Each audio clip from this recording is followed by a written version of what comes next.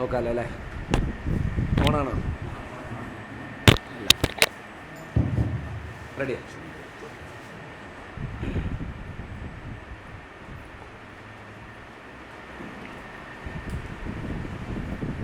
അപ്പം നമ്മൾ ഇന്നലെ പൃച്ഛ എന്ന് പറയുന്ന പ്രകടനമാണ് എടുത്തത്. അതിൽ ദൂതദൈവജ്ഞ സംവാദത്തിൻ്റെ ചർച്ചകളാണ് ഉണ്ടായിട്ടുള്ളത്.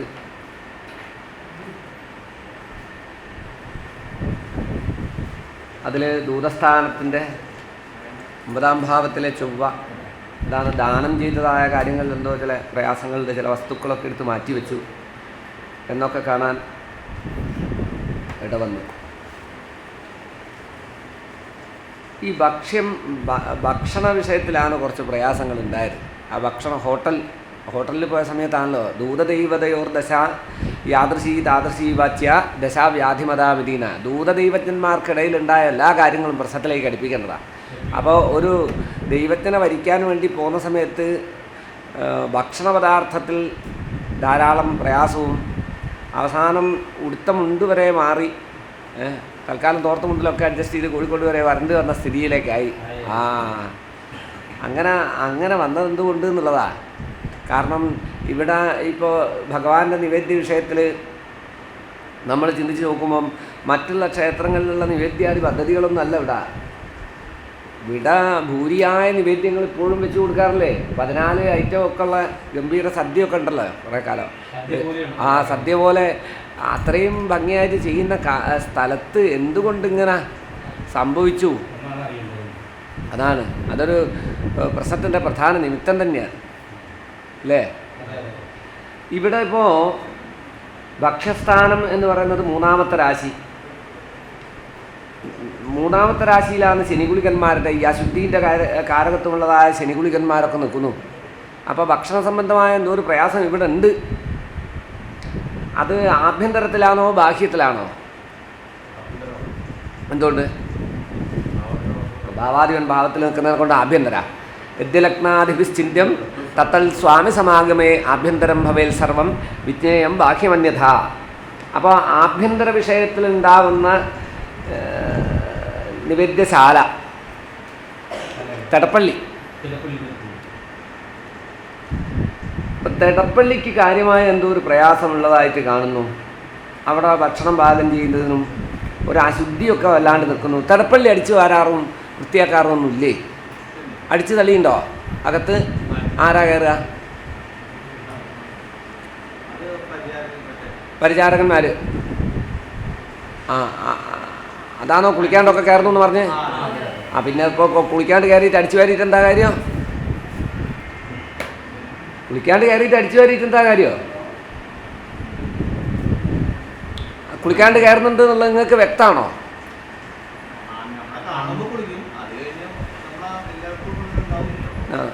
പിന്നെ കുളിക്കുന്നില്ല നിങ്ങൾക്ക് ഇടുന്ന കിട്ടി?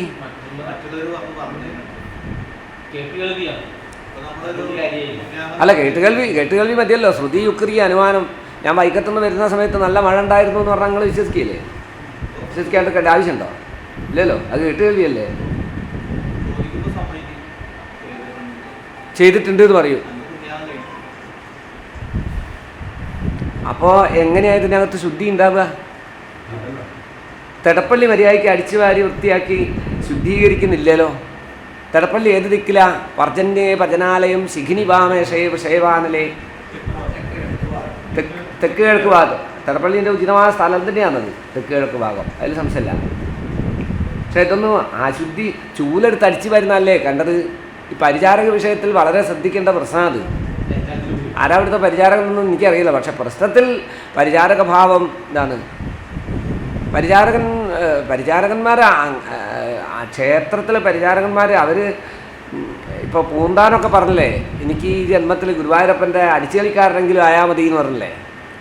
അതിനെങ്കിലും ഉള്ളൊരു ഭാഗ്യം ഉണ്ടായിക്കഴിഞ്ഞാൽ ഞാൻ സന്തോഷവാനാണെന്ന് പറഞ്ഞതുപോലെ, അപ്പോൾ ഇവിടുത്തെ ഭഗവാന്റെ കാര്യങ്ങൾക്ക് ചെയ്യാൻ വേണ്ടി നിയോഗിക്കപ്പെട്ട ഒരു ജന്മമായി അത് ഭംഗിയായിട്ട് വൃത്തിയായിട്ട് ചെയ്യുമ്പം ഈ ജന്മത്തിൽ അയാൾ ചെയ്യേണ്ട കർമ്മങ്ങളുടെ എല്ലാ ഫലങ്ങളും സൽഫലങ്ങളും അയാൾ അനുഭവിക്കും, അടുത്ത ജന്മത്തിലേക്കും അനുഭവിക്കൂ. ഒരു മുതൽക്കൂട്ടാത്.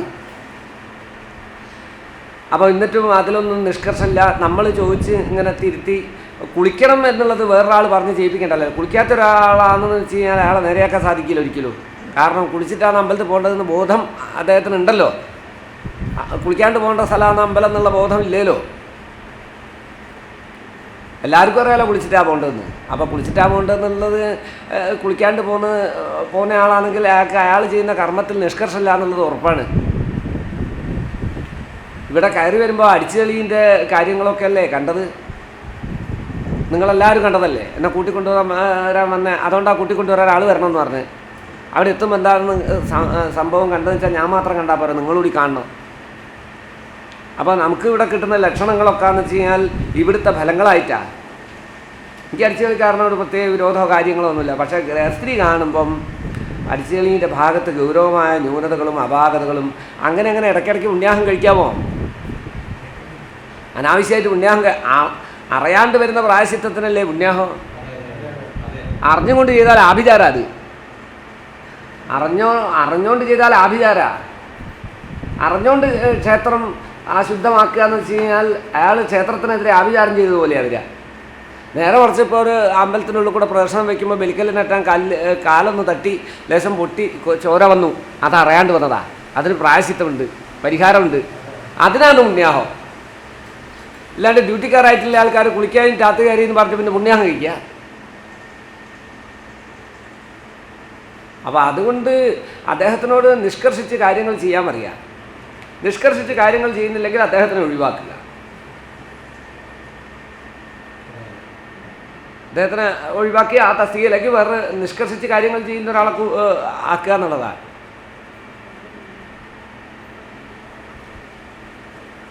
മറ്റ് ജോലീൻ്റെ കാര്യങ്ങളും പ്രയാസങ്ങളും കാര്യങ്ങളൊക്കെ ഉണ്ട്.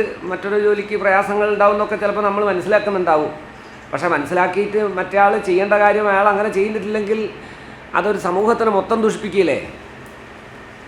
ഒരു എറുമ്പ് കടിച്ചാലും ഒരെറുമ്പിനെ മാത്രമല്ലല്ലോ കൊല്ലുക, ബാക്കിയുള്ള എറുമ്പും കൂടി അക്കൂട്ടത്തിൽ ചത്തുകില്ലേ? അപ്പോൾ ഒരാൾ ചെയ്യുന്ന എന്തെങ്കിലും ഒരു പോരായ്മകൾ ഉണ്ടെങ്കിൽ അത് ബാക്കിയുള്ള ആൾക്കാരെയും കൂടി ബാധിക്കുന്നതാണ്, നിങ്ങളുടെ സമൂഹത്തിനെ മൊത്തത്തിൽ ബാധിക്കുന്നതാണ്.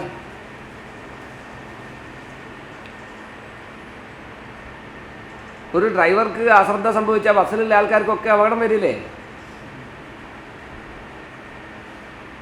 അപ്പോൾ അതിൽ യാതൊരു വിട്ടുവീഴ്ചയ്ക്കും നിങ്ങൾ തയ്യാറാവരുത്. നിങ്ങൾക്കിങ്ങനെ കൃത്യമായിട്ട് ചെയ്യാൻ കഴിയുമെങ്കിൽ മാത്രം തുടർന്നാൽ മതി എന്ന് പറയണോ? പറഞ്ഞിട്ടില്ലേ കമ്മിറ്റിക്കാർ കുറ്റക്കാരായി പോകും. കാരണം നിങ്ങൾക്ക് ആജ്ഞാശക്തിയില്ലാത്ത കമ്മിറ്റിക്കാരായി പോകും അല്ലേ? എനിക്ക് ഈ വ്യക്തിനൊന്നും അറിയില്ല, ആരാന്ന് പറഞ്ഞു. ഈ ഗൃഹസ്ഥിതിയിൽ ഭഗവാൻ അങ്ങനെ പറയുന്നു.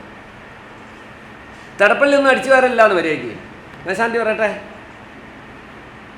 തടപ്പള്ളി ഒന്നും വൃത്തിയാക്കലില്ല. തടപ്പള്ളി 3-ാം ഭാവമല്ലേ തടപ്പള്ളി? ആ ഭാവം നോക്കൂ. പാപഗ്രഹത്തിൻ്റെ ദൃഷ്ടിയോഗങ്ങളും ത്രികോണത്തിൽ പാപയോഗവും ഗുളികനവാംശകം.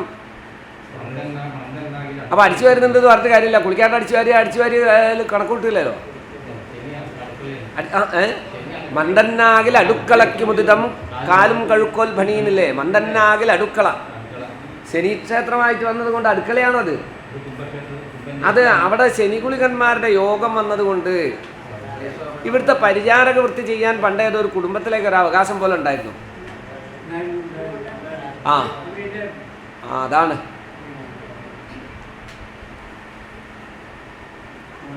ആ രാശിക്ക് ഒരു അവകാശമുള്ള രാശിയായിട്ട് വന്നില്ലേ? ഒരു പാരമ്പര്യ അവകാശം പോലെയാണത്. പ്രിയ കുസുമാനുലേപന സുഹൃത് ഘടജോ അധ്വസഹ. കുസുമാനുലേപനങ്ങൾ വിധിച്ച രാശിയല്ലേ? ദേവദാസാദി ചണ്ടാലപര്യന്താനാം ജാതകസ്പൃത. ദേവദാസാദി ചണ്ടാലപര്യന്തം ചിന്തിക്കേണ്ട ഗ്രഹ ശനി. ശനി ബലവാനാണ്. ബലവാനാകുമ്പോൾ ദേവദാസനായി. അപ്പോൾ പരിചാരക വൃത്തി ഭംഗിയാവുന്നില്ല. പരിചാരക വൃത്തി കൊണ്ട് ക്ഷേത്രത്തിൽ അടിച്ചുകളി തുടങ്ങിയിട്ടുള്ള കാര്യങ്ങളൊന്നും വൃത്തിയാവുന്നില്ല.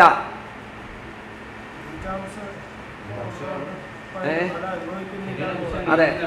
വേഷഷ്ടതൃതീയഞ്ച ഭാവാനേഷ്ടാദാഷ്ടമാ ദിനേഷു അനിഷ്ട സംസ്ഥാനം യാതേഷു അത്യശുഭം വതേത് എന്നുള്ള മൂന്നിലെ ശനിയും ദോഷമായിട്ടാണ് പറഞ്ഞത്.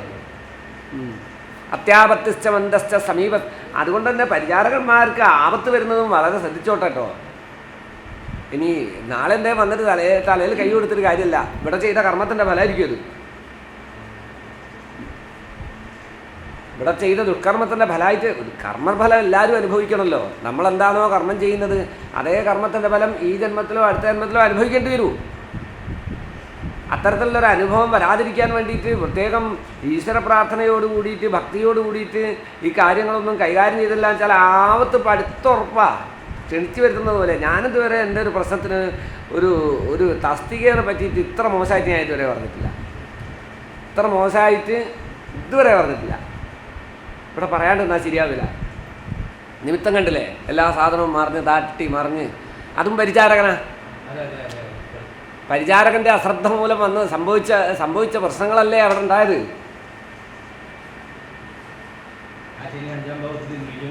അഞ്ചാം ഭാവത്തിൽ നീച നവാംശകസ്ഥന. എടുക്കാനും തൊടാനും ഇല്ലാണ്ടായി പോകും കേട്ടോ. എടുക്കാൻ അമൂലിൻ്റെ പരസ്യം പോലെ ആയിരിക്കും. എല്ലാ അത് പിന്നെ ഒരു സ്ഥലം അശുദ്ധിയായാൽ അങ്ങോളം എത്തുമല്ലോ. അപ്പം ഇതൊക്കെ ആഭിചാരം പോലെയാണ് ഈ കർമ്മങ്ങൾ മുഴുവൻ ഉണ്ടാവുന്നത്. അപ്പം പരിചാരകന്മാർ ശ്രദ്ധിച്ചിട്ടില്ലെങ്കിൽ പരിചാരകന്മാരുടെ കാര്യമാവത്ത. മറ്റ് പാറയ്ക്ക് എല്ലാം റീന പോലെയല്ലേ ഉള്ളൂ. ഇനെന്ത് സംഭവിക്കേ? ഒന്നും സംഭവിക്കില്ല. കുറച്ച് ചൈതന്യ ഹാനി ഉണ്ടാവും. കുറച്ച് കഴിഞ്ഞാൽ പരിചാരകൻ്റെ കാലം കഴിഞ്ഞാൽ വേറെ ആൾ വരും. അപ്പോൾ ചൈതന്യ വർധനം ഉണ്ടാക്കൂ. ഇവിടെ പിന്നെയും യാവൽ സൂര്യശ്ച ചന്ദ്രശ്ച താവത്തിഷ്ഠതി മേദിനി എന്നുള്ള പോലെ അങ്ങ് നടക്കും. വൈകുണ്ഠം നന്നാക്കാൻ നമ്മൾ ഏകാദശി എടുക്കേണ്ടതില്ലല്ലോ. നമ്മൾ നന്നാവുകയാണെങ്കിൽ ഏകാദശി എടുത്താൽ മതി. വൈകുണ്ഠം നല്ലതാണല്ലോ. ആ ഒരു മനോഭാവവും ശരിയല്ലത്. അതെന്തായാലും ഈ പ്രശ്നത്തിൽ പറയാതെ പോയാൽ എനിക്ക് ഇവിടുന്ന് നോട്ടീസ് അയക്കും. തെടപ്പള്ളി ഒന്നും അടിച്ചു വരുന്നത് പറയാനുള്ള വഴിയില്ല കേട്ടോ. അവിടെ തലേന്നത്തൊക്കെ ബാക്കി ഉണ്ടാവാറുണ്ട്. പിന്നെ നിങ്ങളെന്താ ഈ സത്യം എന്ന് പറയുന്നത്? നിങ്ങൾ അതിനെതിരെ എന്തുകൊണ്ട് നടപടി സ്വീകരിക്കുന്നില്ല? സത്യം എന്ന് പറയാമോ? നിങ്ങൾ സത്യം എന്ന് പറഞ്ഞുകൂടല്ലോ. അത്രയും വൃത്തികേട് തടപ്പള്ളിയിലുണ്ട്. എന്നോട് ആരോഗ്യമുള്ള ആൾക്കാരൊക്കെ ഉണ്ടാവുക. അതൊന്നും എനിക്ക് പ്രശ്നമൊന്നുമില്ല. ആദ്യത്തെ കുളിക്കാൻ പറ്റുന്നില്ലോ. അത് കഴിഞ്ഞിട്ട് പുറത്തേക്ക് പോകുമ്പോൾ നേരെ അകത്തോട്ടാ കയറി ചെല്ലണം. പിന്നെ കയറുമ്പോൾ കുളിക്കാണ്ട് കുത്തിട്ട് വേണം കയറാൻ. അപ്പോഴാണ് കുളിക്കാൻ. ക്ഷേത്രത്തില് ഈ ക്ഷേത്രത്തിൽ എല്ലാവരും കുളിച്ചിട്ടല്ലേ ഇതിൻ്റെ അകത്തേക്ക് പ്രവേശിക്കാറുള്ളൂ. അതുകൊണ്ട് ആ നിയമം അദ്ദേഹത്തിനും ബാധകമാണ്. അതിപരിചയാത അവജ്ഞ എന്ന് പറയും. ഈ അതിപരിചയം ഒരാളുമായിട്ട് വരുമ്പോൾ അവജ്ഞ സംഭവിക്കൂ. ആദ്യമായിട്ട് ഭാര്യ വീട്ടിൽ പോകുന്ന പോലെയാണ്. ഭാര്യ വീട്ടിൽ ആദ്യമായിട്ട് പോകുമ്പോൾ എത്ര ആൾക്കാരുണ്ടാവും? കല്യാണം കഴിഞ്ഞ് ആദ്യമായിട്ട് പോകുന്ന സമയത്ത് മറ്റേ മുതുക്കുടിന്നോ എന്താ പറയുക? അപ്പോൾ അന്ന് ഇഷ്ടംപോലെ ആൾക്കാരുണ്ടാവും. അത് കഴിഞ്ഞ് രണ്ടാമത്തെ പ്രാവശ്യം പോകുമ്പോൾ അടുത്ത വീട്ടുകാരൊന്നുമില്ല, പക്ഷേ ബന്ധുക്കളൊക്കെ ഉണ്ട്. മൂന്നാമത്തെ ഒരു പോക്കൊക്കെ ആകുമ്പോഴത്തേക്ക് വീട്ടിലുള്ള ആൾക്കാർ മാത്രമേ ഉള്ളൂ. നാലാമത്തെ ഒരു പോക്ക് നമ്മൾ പോകുമ്പോഴത്തെ അച്ഛൻ പറയും ഞാനൊന്ന് കടയിൽ പോയിട്ട് വരട്ടോ, ലേശം ഇവിടെ ഇരിക്കും, അപ്പോഴത്തേക്ക് എത്തും എന്ന് പറയും. അഞ്ചാമത്തെ പോകാക്കുമ്പോഴത്തേക്ക് നമ്മളവിടെ പോകുന്ന പറയുമ്പോഴത്തേക്ക് അച്ഛനൊക്കെ വേറെ ബൈക്ക് പോയിട്ടുണ്ടാവും. ഒരു ഇതും ഉണ്ടാവില്ല. പിന്നെ എന്ത് ആദ്യം കാണിച്ച പോലുള്ള ബഹുമാനോ കാര്യമോ സ്നേഹമോ ഒന്നും ഉണ്ടാകില്ല. പിന്നെ അത് ഓട്ടോമാറ്റിക്കാണ്. അതിപരിചയാതെ അവജ്ഞ എന്ന് പറയും. അച്ഛനെ കാണുമ്പോൾ മുണ്ടയച്ചിടുക, പിന്നെ മടക്കത്തു തയ്ച്ചിടുക, ഇതൊക്കെ നമ്മൾ ചെയ്യാറില്ലേ? എപ്പോഴും അച്ഛനങ്ങനെ കാണുമ്പോൾ ചെയ്യോ? അതെന്തോട്ടാ വരുന്നത്? അതിപരിചയം ഒന്നിനോട് കൂടി വരുന്ന സമയത്ത് അവജ്ഞ സംഭവിക്കും. അതാ അതിൻ്റെ കാരണം. ഒരു 5-6 ദിവസത്തോടെ ഞാൻ ഇവിടെ ഇരുന്ന് കഴിഞ്ഞാൽ പിന്നെ ഇവിടെ വരുമ്പോൾ ഒന്നും ആരും എണീക്കൊന്നുമില്ല. ഇല്ല, എണീക്കില്ല. എണീക്കോ? ഇല്ല. അതിപരിചയം വരുമ്പോൾ അവജ്ഞ വരും. അതുകൊണ്ട് ആ സ്വർണ്ണവർഷം 2-3 ദിവസമൊക്കെ പറ്റൂ. അതെ, അങ്ങനെയല്ലേ? എവിടെയും അങ്ങനെയാണ്.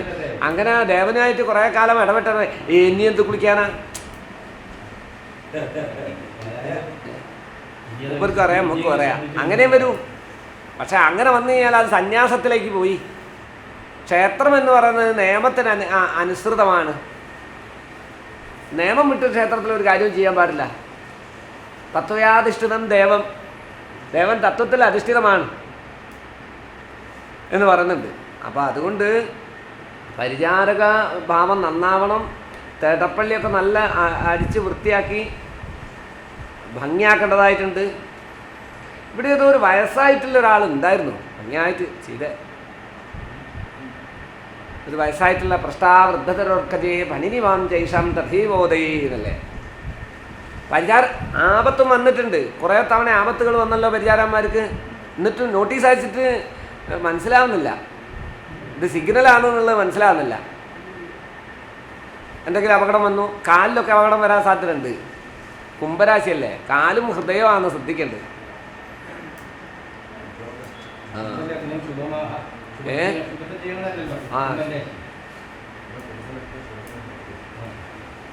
ഈ ആവശ്യമില്ലാതെ കലഹിക്കുക എന്നൊക്കെ ഉള്ള ഫലമുണ്ട് കുംഭത്തിന്. അനാവശ്യമായിട്ട് അങ്ങോട്ടും ഇങ്ങോട്ടും വാക്തർക്കങ്ങളും കാര്യങ്ങളും ഉണ്ടാക്കുക, അതിന് കാരണക്കാരനായി തീരുക. എന്തായാലും പരിചാരകൻ ശ്രദ്ധിച്ചേ മതിയാവും. ശ്രദ്ധിച്ചിട്ടില്ല എങ്കിൽ അദ്ദേഹത്തിന് തന്നെ ആപത്താണ്. അവസാനം എന്തേ ചെയ്താളാണെന്ന് വരെ തോന്നിപ്പോകുന്ന ഒരു ഘട്ടത്തിലേക്ക് കാര്യങ്ങളെത്തും. ശനിക്ക് ഗുളിക ഭവനാധിപത്യം വരുമ്പോൾ അത് അതിദോഷകരോ ജ്ഞേയ യോഗദൃക്വർഗവശത സ്നേഹ എന്നല്ലേ. അതാണ്, അതുകൊണ്ടാണ് പരിചാരകരിൽ നിന്നുള്ള അശ്രദ്ധ കാരണമാണ് ഇത് മുഴുവൻ സംഭവിച്ച്. സപ്ലയർ അങ്ങനെയാണല്ലോ, ഒരു പരിചാരകനെ പോലെയല്ലേ, നമ്മളെ വേണ്ട വിധത്തിൽ ട്രീറ്റ് ചെയ്യുക എന്നുള്ളതല്ലേ അദ്ദേഹത്തിൻ്റെ ദൗത്യം.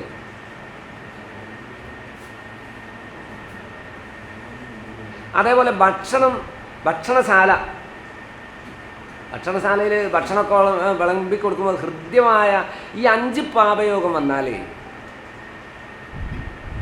5 പാപയോഗം വന്നാൽ വിളമ്പുന്ന ആൾക്കാരെ മനസ്ഥിതി ശരിയില്ല എന്ന്, വിളമ്പലുകാരൻ്റെ മനസ്ഥിതി ശരിയല്ല എന്ന് 5 പാപയോഗം. അപ്പോൾ അതുകൊണ്ട് നല്ല മനസ്ഥിതിയോട് കൂടിയിട്ട് വേണം ഭക്ഷണം കൊടുക്കാൻ.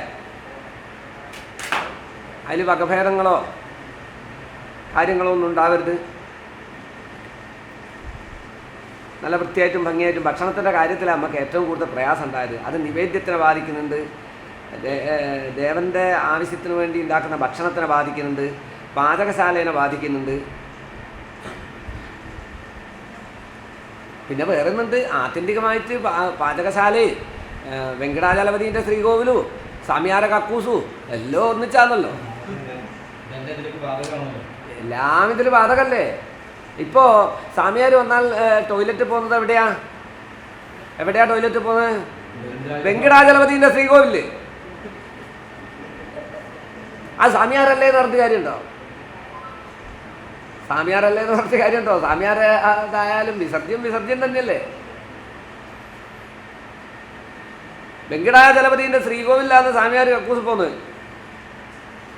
വെങ്കടാചലപതിൻ്റെ ശ്രീകോവിൽ വെച്ചിട്ടാണ് നിങ്ങൾ ഭക്ഷണം പാകം ചെയ്യുന്നത് അല്ലേ? കാരണം ഇതൊക്കെ ഇതൊറ്റ സ്ട്രക്ചറാ, ഇതിനോട് കൂട്ടിയിട്ടുള്ളതല്ലേ, ഇത് വേറെ അല്ലല്ലോ. ഇതിനോട് കൂട്ടി പണിത് കഴിഞ്ഞാൽ ഇത് അങ്ങോളം ഇതിലെന്തൊക്കെ അശുദ്ധികൾ വരുന്നുണ്ടോ അതൊക്കെ ദേവൻ്റെ പ്രാസാദത്തിൽ വരുന്നതാ. പ്രാസാദം എന്ന് പറഞ്ഞാൽ ദേവൻ്റെ സ്ഥൂല ശരീരമാണ് പ്രാസാദം. ബിംബം എന്ന് പറഞ്ഞാൽ ദേവൻ്റെ സൂക്ഷ്മ ശരീരമാണ്. അതുകൊണ്ട് തത്ര ആധാരാധേയ ഭാവാൽ ഇതര ഭവാത് അന്യത്ര ജാഭ്യേ ദോഷഹാന. ഏതെങ്കിലും പ്രാസാദത്തിനൊരു ദോഷം സംഭവിച്ചാൽ അത് ബിംബത്തിൽ ബാധിക്കും, ബിംബത്തിലൊരു ദോഷം സംഭവിച്ചാൽ അത് പ്രാസാദത്തിന് ബാധിക്കും.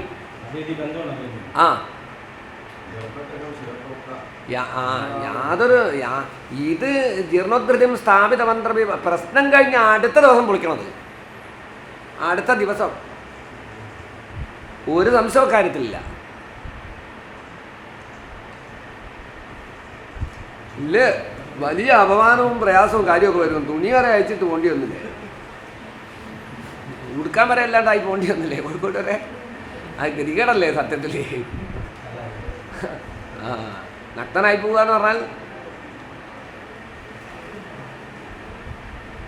അപ്പം അങ്ങനെ ഒരു കാര്യമുണ്ട്. ദൂതന്മാരുടെ യാത്രാസ്ഥാനപതിയായ ഗ്രഹം 9-ാം ഭാവത്തിൽ. യാത്രാസ്ഥാനത്ത് 3 പാപഗ്രഹങ്ങളും ഒരു പാപഗ്രഹത്തിൻ്റെ ദൃഷ്ടിയുണ്ട്.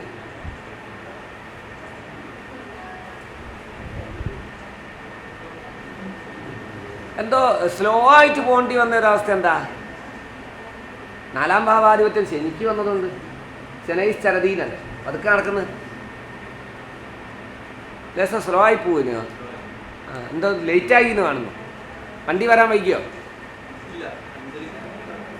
വണ്ടി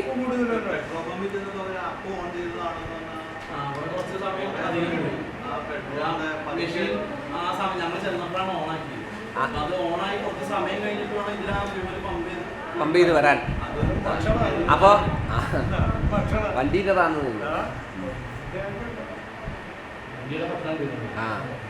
അപ്പോൾ അതാണ് വാഹനത്തിൽ എന്തോ ഒരു സ്ലോ ആയിപ്പോയി. വാഹനം കാരണം നേരം വഴുകുക. അപ്പോൾ ശുക്രമാംസമൊക്കെ ഉള്ളതുകൊണ്ട് പെട്രോൾ അടിക്കുന്നതൊക്കെ ആയിരിക്കാം അതിൻ്റെ കാരണം. അത് വേറൊരു പമ്പ് തന്നെ അടിച്ചാൽ പോരാനോ?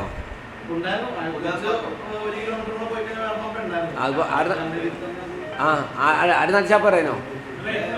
അതാണ് മാറ്റേണ്ടത് മാറ്റി നിർത്തിയിട്ട് സ്വീകരിക്കേണ്ടത് സ്വീകരിച്ചു പോയ കാര്യങ്ങളൊക്കെ വളരെ സ്മൂത്തായിട്ട് പോവില്ലേ? അതാണ് ഇവിടെ ഉള്ളത്. ചില കാര്യങ്ങളൊക്കെ മാറ്റേണ്ടതുണ്ട്. അത് പിന്നെയും പിടിച്ചു വെച്ച് കഴിഞ്ഞാൽ നിങ്ങളിങ്ങനെ വൈകി പോവുക എന്നുള്ളതല്ലാണ്ട് കാര്യങ്ങളൊന്നും വേഗത്തിലാവില്ല. മാറ്റേണ്ടതാണെങ്കിൽ മാറ്റേണ്ടതാണ്. അതാ വാഹനത്തിന് വാഹനത്തിന് സംബന്ധമായിട്ട് ചില പ്രയാസങ്ങളുണ്ട് എന്നുള്ളതിൻ്റെ സൂചനയാണ്.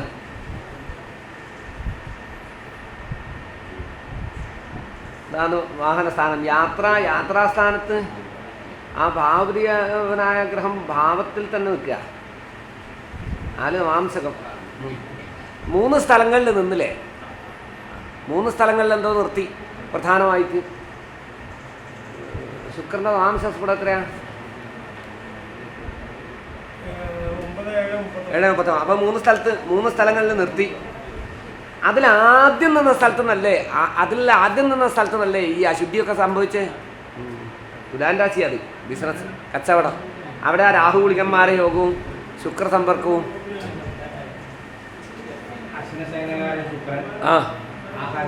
ആഹാരത്തിന് അന്നം പ്രദേയം ബഹു അല്ലേ? ബഹുക്കൾക്ക് അന്നം കൊടുക്കേണ്ട സ്ഥലം സങ്കേതം ആ ഹോട്ടലിൽ.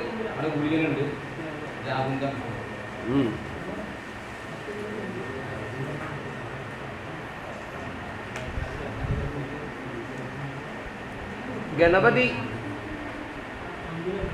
ഭക്ഷണത്തിൻ്റെ ആളൊരു ഗണപതിയല്ലേ ഈ ഭക്ഷണത്തിൻ്റെ ആള്. ആ ശുക്രൻ്റെ ഗുളികയോഗവും രാഹു സമ്പർക്കവും. ഈ ഗണപതിൻ്റെ ആക്കം അശുദ്ധിയാണ്. ഗണപതിൻ്റെ ശ്രീകോവിൽ അത്ര കറക്റ്റല്ലല്ലോ. അളവുകൊണ്ടൊക്കെ കറക്റ്റാണ്. തുലാൻ രാശിക്ക് അളവ് കറക്റ്റായിരിക്കും. പക്ഷെ അതിൻ്റെ ഉള്ളിൽ അശുദ്ധി ഉണ്ട്. രാഹുഗുളികന്മാരുടെ യോഗം. അതിൻ്റെ ഉള്ളിൽ ഒരു പാമ്പ് കയറിയിട്ടുണ്ടായിരുന്നു മുമ്പേ. ദുണ്ടുപസ്പർശനാദ്യം പാമ്പ് കയറിയതായിട്ട് അറിയോ?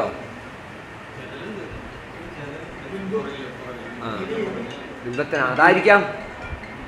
പുറ്റ്, ചെതൽപുറ്റ് എന്നല്ലേ പറയുക. അപ്പോൾ രാഹുവായിട്ട് ബന്ധപ്പെട്ട സാധനം തന്നെയാണത്. 2 പാമ്പുകൾ ഒരേ സമയത്ത് അതിൻ്റെ ഉള്ളിൽ കയറിയെന്നല്ലേ. ഭണിയുഗാനി ഇതിച്ചത് അത്രാഗമാണല്ലേ. ഈ പാമ്പ് ശ്രീലോകത്ത് കയറിയ പരിഹാരം വേണം. ദുണ്ടുപസ്പർശനാദ്യം. അപ്പം ഗണപതിൻ്റെ സ്ഥാനം നല്ലതാണ്. അതിൻ്റെ ബിംബവിഷയത്തിലും ബിംബമൊക്കെ ശരിക്കും വരച്ച് നന്നായിട്ട് ഭംഗിയായിട്ട് വൃത്തിയായിട്ട് കഴുകുകയൊക്കെ വേണം കേട്ടോ ഗണപതിൻ്റെ. അതിലൊക്കെ വല്ലാണ്ട് മാലിന്യങ്ങൾ കാണുന്നുണ്ട്. ഉണ്ടോ? വൃത്തികേടായിട്ട് നിൽക്കുന്ന പോലെ അതിൽ. നല്ല സന്തൂർ സോപ്പൊക്കെ തേച്ചൊന്ന് കുളിക്കേണ്ട ഒരു ഭാഗത്തിലാണ്.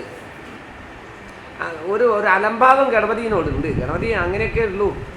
അയാളത്ര മൈൻഡ് ചെയ്യുന്നില്ല എന്ന്.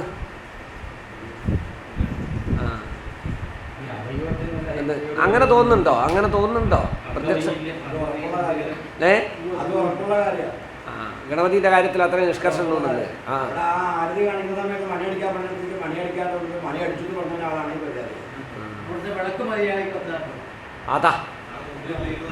അതാ പിന്നെ ഭക്ഷണത്തിൽ നിങ്ങൾക്ക് പ്രയാസം ഉണ്ടാവില്ലേ? ഭക്ഷണപ്രിയനാം ദേവൻ എന്നല്ലേ? ഭക്ഷണപ്രിയനായിട്ടുള്ള ദേവനാണല്ലോ ഗണപതി. കുംഭയാ തൊട്ട് കുംഭോദരനാ ഹീനാംഗ. അതില് ആ ബിംബത്തിലെന്തോ ഒരു അംഗവൈകല്യവും ഉണ്ട്. അതിൻ്റെ ബിംബത്തിലെന്തോ ഒരു ക്ഷതമുണ്ട്.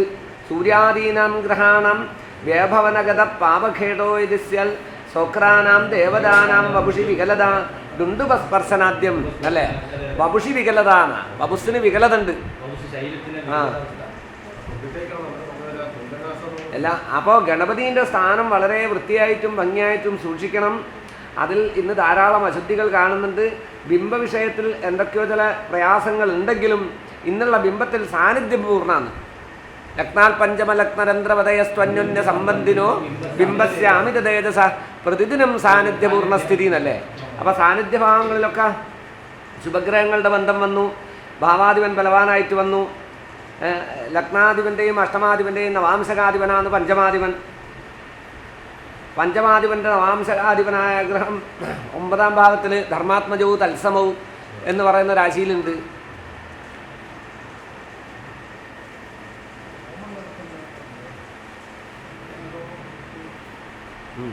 ഹോമകാര്യ പ്രവൃത്തി സൂര്യനാണല്ലോ. ആ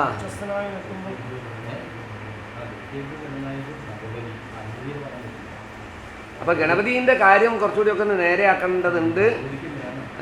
ആഘുനാഥപവിത വസ്ത്രസ്യ പാത്രക്ഷതി അത് നേരെ അതുകൊണ്ടാ വിളക്ക് കിട്ടൂലേ.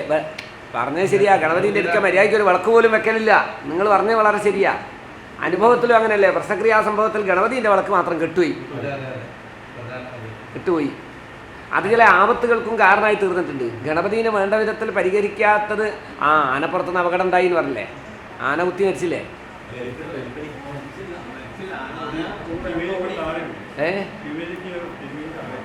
ശിവേലി ബിംബം താഴെ വീണോ? ആ ആ ആ കന്നിമൂലം തന്നെയാ അടഞ്ഞത്. തിരുമേനി താഴെ വീണു. ആയിക്കോട്ടെ, ആരായാലും അതൊരു നമ്മൾ ആഗ്രഹിക്കുന്ന ഫലമല്ലല്ലോ. അത് തെക്ക് പടിഞ്ഞാറ് മൂലം തന്നെയാണ് സംഭവിച്ചത്.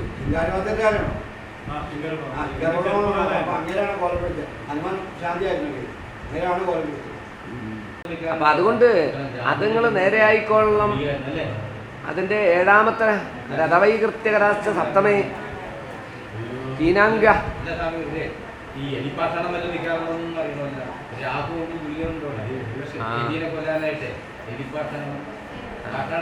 അതൊന്നും ചെയ്തില്ലല്ലോ. ലക്ഷ്മണരേഖയൊന്നും വരയ്ക്കുകയൊന്നും ചെയ്തില്ലല്ലോ. അവിടെ ഗണപതിൻ്റെ അടുക്ക ചെയ്തിനോ?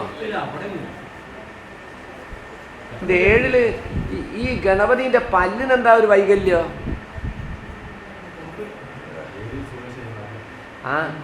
അതവൈകൃത്യകരാശ്ച സപ്തമേ അതവൈകൃത്യകരാശ്ച. അപ്പോൾ പല്ലിനെന്തോ തരാറുണ്ട്, അപ്പോൾ കൊമ്പിനെന്തോ തരാറുണ്ട് എന്നല്ലേ. കൊമ്പ് മുറിഞ്ഞ ഗണപതിയല്ലേ? ഒരു കൊമ്പ് മുറിഞ്ഞിട്ട് തന്നെയല്ലേ ഉള്ളത്. അത് അങ്ങനെ അത് പിന്നെ ഗണപതിക്കൊക്കെ ഒരു കൊമ്പ് മുറിയാത്ത ഗണപതി ഉണ്ട് കേട്ടോ. 2 കൊമ്പുള്ള ഗണപതി ഉണ്ട്. എറാഞ്ചേരി ഒരു ഗണപതി ഉണ്ട്. കൊമ്പ് മുറിയുന്നതിന് മുമ്പുള്ള ഗണപതിയാണ്. പരശുരാമ മഴുകൊണ്ട് വെട്ടിയിരുന്നാണല്ലോ കഥ. മഴുകൊണ്ട് വെട്ടുന്നതിന് മുമ്പേയുള്ള ഗണപതി. അങ്ങനെയുള്ള ധ്യാനത്തിലുള്ള ഗണപതി ഉണ്ട്. എന്താ അത്?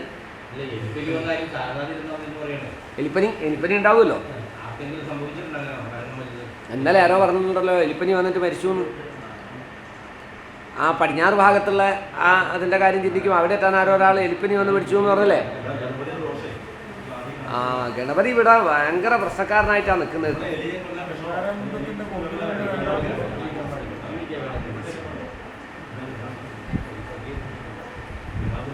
ശരിക്കും നല്ലൊരു സ്ഥാനബലുള്ള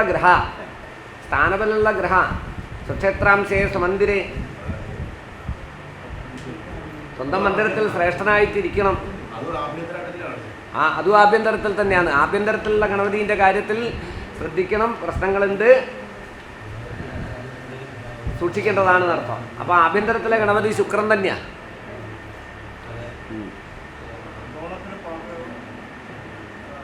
ദേവബ്രാഹ്മണ സാധുപൂജന പ്രാജ്ഞ ശുചി, ഭയങ്കര വൃത്തി വേണമെന്ന് ആഗ്രഹിക്കുന്ന ഗണപതിയായത്. എല്ലാ ഗണപതി അങ്ങനെയല്ലല്ലോ. ആനയ്ക്ക് പൊതുവെ വൃത്തി കുറവല്ലേ. കുളിച്ച് കഴിഞ്ഞാൽ ഉടനെ മണ്ണെടുത്ത് തലയിലേക്ക് ഇട്ടില്ലേ സ്വഭാവം. ആനേൻ്റെ സ്വഭാവം തന്നെയാണല്ലോ ഗണപതിക്കും ഉണ്ടാവുക. പ്രാംശു ഉന്നതനാസിക, നീണ്ട മൂക്ക്, കൃഷഗാത്ര. ഇവിടെ പക്ഷേ ഗണപതി മെലിഞ്ഞുപോയി.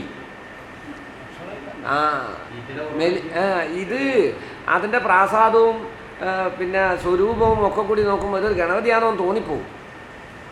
മെലിഞ്ഞ ഗണപതി ഒരു സുഖമല്ലല്ലോ. ഗണപതി എന്ന് പറഞ്ഞാൽ നല്ല പുഷ്ടിയോടുകൂടി തടിച്ചിരിക്കുന്നതല്ലേ അതിൻ്റെ ഭംഗി. അപ്പോൾ അതിൻ്റെ ബിംബത്തിലൊക്കെ എന്തോ അതതിന് വേണ്ട സാധനങ്ങളൊന്നും യോജിച്ച് വന്നിട്ടില്ല. ചെറിയ വിഗ്രഹ, മെലിഞ്ഞ വിഗ്രഹ, കുമ്പയൊക്കെ കുറവാ.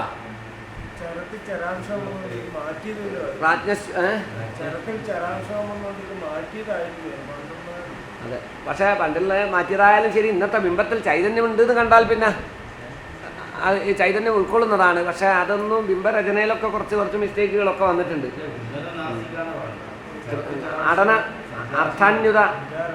അർത്ഥാന്യുത ഗണപതിക്ക് വേണ്ടിയിട്ട് പ്രത്യേകം വഴിപാടുകളൊക്കെ അല്ലേ ഇവിടെ. കർഗമാല അങ്ങനെയൊക്കെയുള്ള കാര്യങ്ങളുണ്ടോ?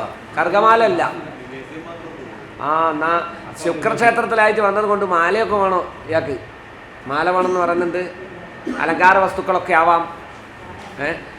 ഈ പ്രത്യേകിച്ച് കർഗമാലയൊന്നും ഉണ്ടാവാറില്ല എന്നാണ് കാണുന്നത്. വസ്ത്രം എടുത്തു പോയതാ. എന്തായാലും വസ്ത്രവും എല്ലാ സാധനവും വേണം. വസ്ത്രവും വിഭൂഷണങ്ങളും ആഭരണങ്ങളും ഒക്കെ വേണമെന്നർത്ഥം. ഓണത്തിനൊക്കെ കോടിയൊക്കെ വേണം. വിനായക ചതുർത്ഥിക്കൊക്കെ അതേപോലെ രാമാ മനോരമോ ബുക്ക് അപവാദശാലി മാളവ്യജോ ഭവതി സപ്തതി വർഷജീവി എന്നല്ലേ. രാമാ മനോരമോ വപു, മനോരമയായിരിക്കുന്ന വപുവോട് കൂടിയതാ, മനോഹരമായ ശരീരം. അപ്പം ഭംഗിയാക്കി നിർത്തണം. അലങ്കാരപ്പണികളോടും ചിത്രത്തോടും കൂടിയിട്ടൊക്കെ ആയിരിക്കണം. നന്നായിട്ട് വിളക്ക് കത്തിക്കണം. വിളക്ക് പാപഗ്രഹേ സപ്തമരാശി സംസ്ഥേ ഹാനിം വരൽ ദീപവിഭൂഷണാനാം പൂജാച തൽസാധനം ഉത്സവോ വാ വൈകല്യമേഷാം ഖഗകേതു കൽപ്യം. ഇദ്ദേഹത്തിനും ആറാട്ടുണ്ടോ ഗണപതിക്ക്?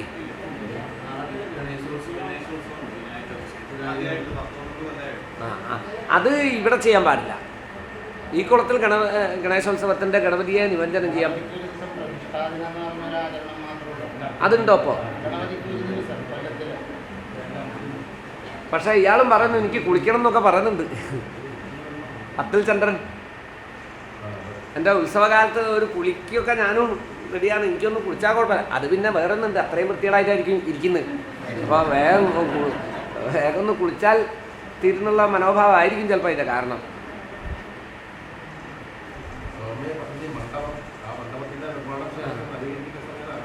സ്വമന്ദിരഗതേ പ്രഭുപരിഗ്രഹാദാര്യം പ്രഭുത്വമഭിവാ ഗ്രഹസ്ഥിതി അചഞ്ചലം പ്രാപ്തിയാതെ. ഇന്നുള്ള സ്ഥലത്ത് നിന്ന് മാറാതെ നവം ഭവനം അതൊന്ന് പുതുക്കി പണിയണമെന്നാ. ആ ജീർണത ഉണ്ട് അതിൽ. ഗണപതിൻ്റെ മുന്നിൽ അത് മുഴുവൻ പുതുക്കി പണിത്തോളണം. അയാൾ നിങ്ങളെ ബുദ്ധിമുട്ടാക്കൂട്ടോ. അപ്പം ഗണപതിൻ്റെ കാര്യവും വെങ്കടാചലപതിൻ്റെ കാര്യമാണ് ഏറ്റവും പ്രധാനം എന്നല്ല, അതിലാണ് ഇപ്പോൾ ദോഷങ്ങൾ കൂടുതലായിട്ട് നിലനിൽക്കുന്നത്. ഇത് ഒട്ടും സമയം അനുവദിക്കില്ല കേട്ടോ. ഇത് സവതീരി കുതിയല്ല, അടുത്ത ദിവസം പൊളിക്കണം. ആ ശ്രീകോവിലൊന്ന് കട്ട് ചെയ്ത് കളയാ, ബാക്കി കണക്കൊക്കെ പിന്നെ ശരിയായിക്കോളും. കണക്കിലൊപ്പിച്ചിട്ട് പിന്നെ ചെയ്താൽ മതി. സ്ഥാനമൊക്കെ തന്നെ മതി, സ്ഥാനമൊക്കെ അത് മതി. അത് കൂട്ടി യോജിപ്പിച്ചത് മാറ്റിക്കളയണം.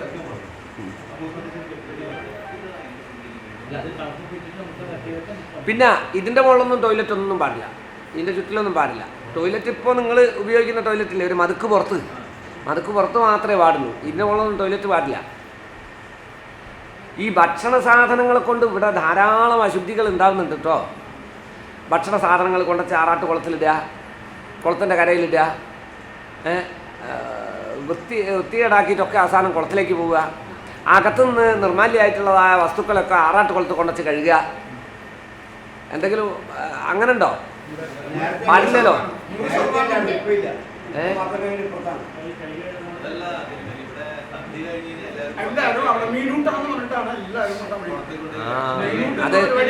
അത് ദേവന്റെ ആറാട്ടുകൊള്ളാണെന്നുള്ള ബോധം ഉണ്ടാവണം.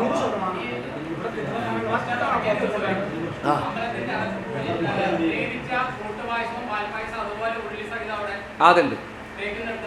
ആ അതാ ആളും ഉണ്ടായിരുന്നു. ആ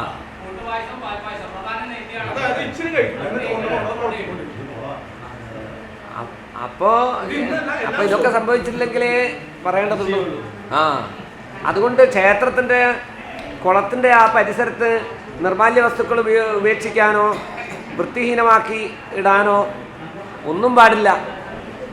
ആ കുളത്തിന് ഖനനാദി ക്രിയകൾ ചെയ്ത് ശുദ്ധീകരിച്ച് പുണ്യാഹമൊക്കെ തളിക്കണം. ഖനനം ഹരണം ദാഹം പൂരണം ഗോതിവാസനം സപ്തശുദ്ധി എന്താണെന്ന് വെച്ചാൽ സപ്തശുദ്ധിയൊക്കെ ചെയ്ത് ഇനി നേരെയാക്കി എടുക്കണം. ഒരു അത്ഭുത ശാന്തിയും കഴിച്ച ആ ക്ഷേത്രത്തിൻ്റെ കുളത്തിൻ്റെ സ്ഥാനം പവിത്രമാക്കി മാറ്റണം. അതാണ് എല്ലാ ശുദ്ധികളും വെള്ളത്തിലാണ്. മണിക്കിണറും അശുദ്ധിയാണ്. മണിക്കിണറിലൊക്കെ ചില പക്ഷികളൊക്കെ വരുന്നുണ്ട് എന്നല്ലേ, 4 ബുധനവാംസക. എന്തേ വീണീനോ കിണറ്റില്? ഇവിടുത്തെ കിണറ്റില്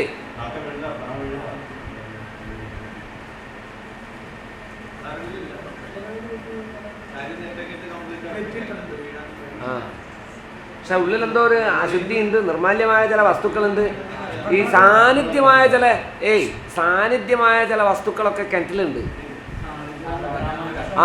സാളഗ്രാമങ്ങളും അങ്ങനെയുള്ള ബുധന്റെ നവാംശക, നീച നവാംശക. സാളഗ്രാമ ശിലാദികന്തു നാമസ്ഥാനസ്ഥിതേ നാഥവ ശശിജേന. അപ്പൊ സാളഗ്രാമങ്ങളും അങ്ങനെ വേണ്ടതായ ചില വസ്തുക്കളും ഒക്കെ കിണറ്റിലുണ്ട്. ആ കിണറ്റിൽ മഹാത്മ്യമുണ്ട്. കൂപാദ്യ അമ്പു വിദൂഷണം എന്നല്ലേ, കിണറ്റിലെ വെള്ളം ദൂഷിച്ചിട്ടായപ്പോൾ ഉള്ളത്. സുഖഗതേ പാപേ ശുഭേ വാഹനം ക്ഷേത്രം ഗോശയനാഥനാനി സുഖമിത്യേഷാം ഹി ലാഭോ ഭവേത്. കിണറ്റിലെ മുമ്പെന്തേ വീണീനോ?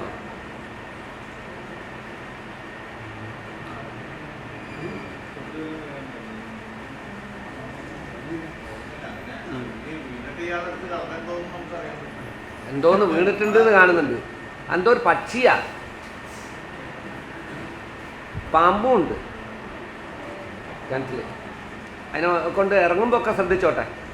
ജീവസർപ്പം ജീവാംശേ സദ്വസം സർപ്പാദ്ഗതേ ജീവസ്യവാസരേ മന്ദസ്യവാസരേ എന്നല്ലേ. അതിനെക്കൊണ്ട് ജീവസർപ്പങ്ങളുണ്ട്, എന്തോ ചില ഉപാധികളൊക്കെ അതിൽ കാണുന്നുണ്ട്, സാന്നിധ്യ വസ്തുക്കളുണ്ട്. കിണർ പിടിച്ചൊരു ബാധയാണ്. അതുകൊണ്ട് കിണറെന്തായാലും ഒന്ന് വറ്റിച്ച് നേരെയാക്കി ഉന്യാഹം ചെയ്യേണ്ടതായിട്ടുണ്ട്. കിണറ്റിൽ അശുദ്ധിയുണ്ട്. അതിൻ്റെ കൂപത്തിൻ്റെ അധിപനായ ഗ്രഹമാണ് അശുദ്ധി സ്ഥാനത്ത് പോയിട്ട് നിൽക്കുന്നത്.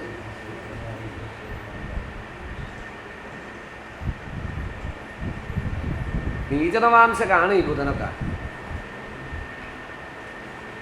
അനവധി സാളഗ്രാമം ഉണ്ടെന്ന് തോന്നുന്നു അല്ലേ?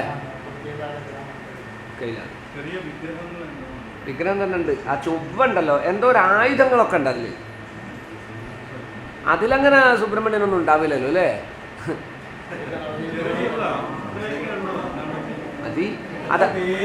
അല്ല, അത് നമ്മളിട്ടതാണോ?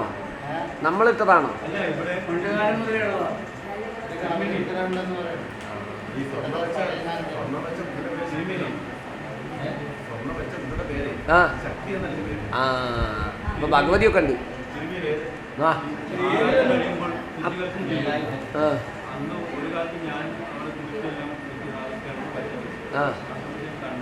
കണ്ടിട്ടുണ്ട്.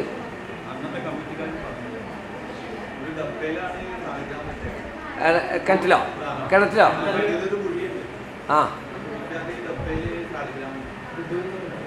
സാളഗ്രാമവും മറ്റുള്ള ബിംബങ്ങളും ഒക്കെ അതിലാ.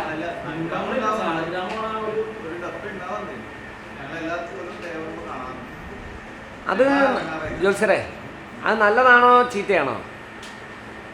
അത് അവിടെ വെക്കേണ്ടതാണോ? ബുധൻ നീചനാ പാപസംയുക്തനുമാ. അതിനുള്ളിൽ സാളഗ്രാമം വെക്കുന്നത് നല്ലതല്ല.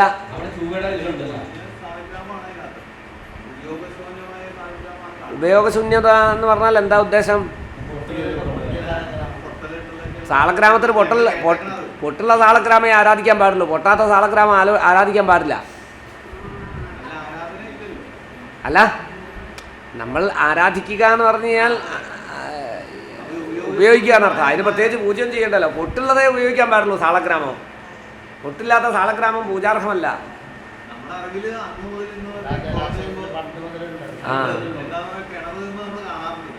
പക്ഷെ പണ്ട് മുതലേ ഉണ്ടെങ്കിലും അത് ജലാശയത്തിനെ ദുഷിപ്പിക്കുന്നതായിട്ടാണ് കാണുന്നത്. അതല്ലേ ഗ്ലാസ്സിൽ വെള്ളത്തിലൊക്കെ നിർജീവമായ ചില വസ്തുക്കൾ പ്രാണിങ്കാരക കേശയുക്ത സഹിതേ മാന്തേകവാ സംസ്ഥിതി എന്നല്ലേ. ആ സാന്നിധ്യമായ ചില വസ്തുക്കൾ ഉണ്ടെന്നും അത്തരത്തിലുള്ള ഉപാധികളൊക്കെ ആ ജലാശയത്തിൽ നിന്ന് എടുത്തു മാറ്റേണ്ടത് ആണെന്നാണ് ഈ പ്രശ്നത്തിൽ നിമിത്തം തന്നെ. ഏതോ കാലം മുതലുള്ളതായിരിക്കാം. സാധാരണ പണ്ട് അങ്ങനെയുള്ള കാര്യമാണ്. അത് അതിൽ തന്നെ കിടന്നോട്ടെ എന്നല്ലേ പറയുക. പക്ഷേ ഇവിടെ വെള്ളം അശുദ്ധിയാവുന്നുണ്ട് എന്ന് കാണുക. 4-ാം ഭാവത്തിൽ ഈ ഗോചരം കാണുക. അപ്പം ചെറേൻ്റെ കാര്യം മാത്രമല്ല, അതിൽ ബുധൻ്റെ നീചമാംസകം വന്നതുകൊണ്ട് ബുധോ ഭൂഭവമായിരിക്കുന്ന ചില സാളഗ്രാമാദി കാര്യങ്ങളും അല്ലാത്ത ചില ഉപാധികളും. സാളഗ്രാമം തീർത്ഥജലത്തിൽ വിസർജനം ചെയ്യുക എന്നുള്ള ഒരു സമ്പ്രദായം ഉണ്ട്. അങ്ങനെ വന്നതായിരിക്കുക. ഈ ചുബ്ബേനോട് ചേർന്നത് കൊണ്ട് പൊട്ടിയ സാളഗ്രാമ.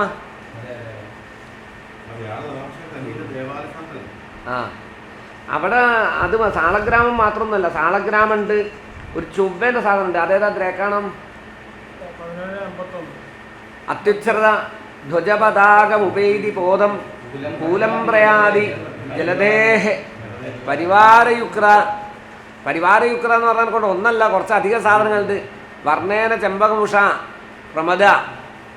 ഒരു ഭഗവതി സാന്നിധ്യം, ഒരു ഭഗവതിയായിട്ട് ബന്ധപ്പെട്ട എന്തോ ഒരു ഉപാധിയുണ്ട്. പിന്നെ സൂര്യ ദൃഷ്ടി വന്നതുകൊണ്ട് ശിവന്റെ ബന്ധമോ ആദിത്യൻ്റെ ഏത് നക്ഷത്രത്തിലാണ് നിൽക്കുന്നത്?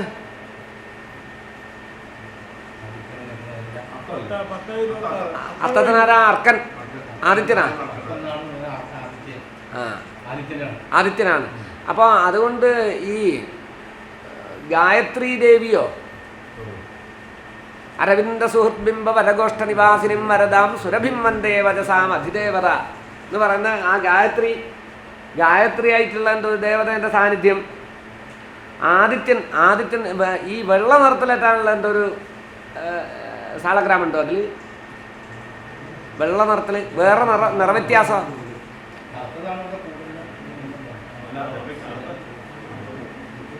ഇരുപ്പ്, നനുപ്പ്, കൊഴുപ്പ്, അങ്ങനെ കുറേ സാധനമുണ്ട് സാളഗ്രാമത്തിൻ്റെ ലക്ഷണങ്ങളിൽ.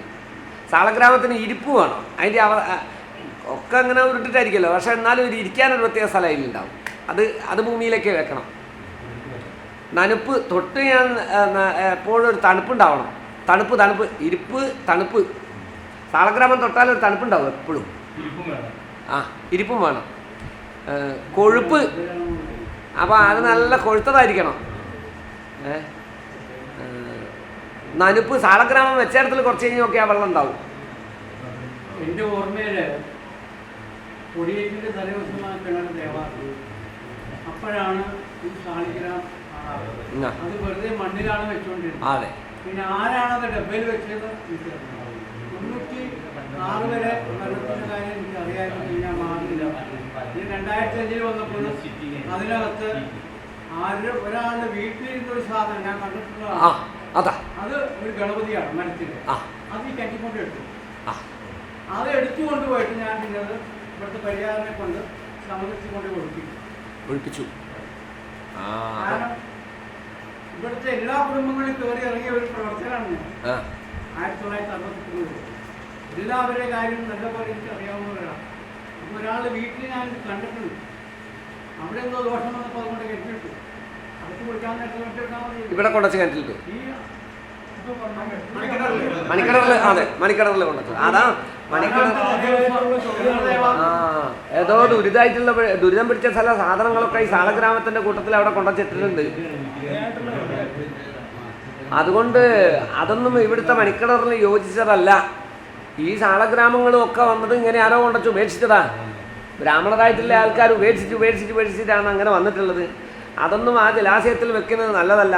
മറ്റേതെങ്കിലും ജലാശയത്തിലേക്ക് മാറ്റാൻ പറ്റുമെന്ന് നമുക്ക് ഒഴിവ് നോക്കിയിട്ട് നിശ്ചയിക്കാം. ആ ഒരു ശിവലിംഗമുണ്ട്, പിന്നെ ഇല്ലെങ്കിൽ ഒരു ആദിത്യൻ്റെ, അത് സാളഗ്രാമായിട്ടും ഉണ്ടാവാം, ചിലപ്പോൾ ആദിത്യൻ സാളഗ്രാമായിട്ടും വരാം. ഒരു ഭഗവതി പ്രധാനമായ സാധനവും ഉണ്ട് അതിൽ, ഗണപതിയുണ്ട്. അപ്പോൾ അതിൻ്റെ ഉള്ളിൽ എന്തൊക്കെയാണോ ഉപാധി എന്ന് വെച്ച് കഴിഞ്ഞാൽ അത് മുഴുവൻ അത്യുശ്രത ധ്വജപതാകം ഉപേരി എന്ന് പറഞ്ഞതുകൊണ്ട് കൊടിയേറ്റത്തിന് മുമ്പായിട്ട് തേവിയിട്ട് വെള്ളമൊക്കെ തേവി, വെള്ളം തേവി കഴിഞ്ഞാൽ ആ അങ്ങനെയല്ല. അല്ല, ഞാൻ ചോദിക്കട്ടെ, കൊടിയേറ്റത്തിന് എന്നത് തേവിക്കഴിഞ്ഞാൽ പ്രശ്നമാണ്. കൊടിയേറ്റത്തിൻ്റെ മുമ്പേ ഇത് തേവിക്കഴിഞ്ഞാൽ പ്രശ്നമാണ്. പിറ്റേന്ന് മുതൽ വെള്ളം എങ്ങനെ എടുക്കൂ? അതെ, ഈ വെള്ളം തന്നെ എടുക്കും. പാടില്ല. കിണർ തേവിക്കഴിഞ്ഞാൽ 10 ദിവസം കഴിഞ്ഞേ വെള്ളം എടുക്കാൻ പാടുള്ളൂ. പശു പ്രസവിച്ച് കഴിഞ്ഞാൽ 10 ദിവസം കഴിഞ്ഞേ പാലെടുക്കൂ, അല്ലേ?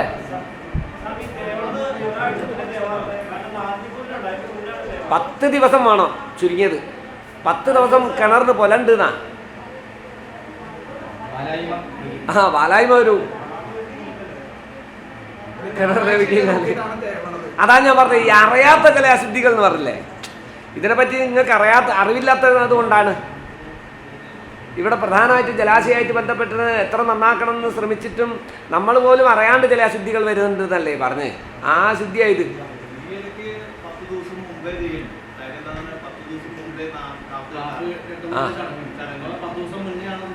10 ദിവസം മുമ്പേ കിണർ തേവിക്കഴിഞ്ഞാൽ 10 ദിവസം കഴിഞ്ഞിട്ടേ പിന്നെ ഈ കിണർ ഉപയോഗിക്കാൻ പാടുള്ളൂ. അതുവരെ വെള്ളം ഇവിടുന്ന് അഡ്ജസ്റ്റ് ചെയ്യും.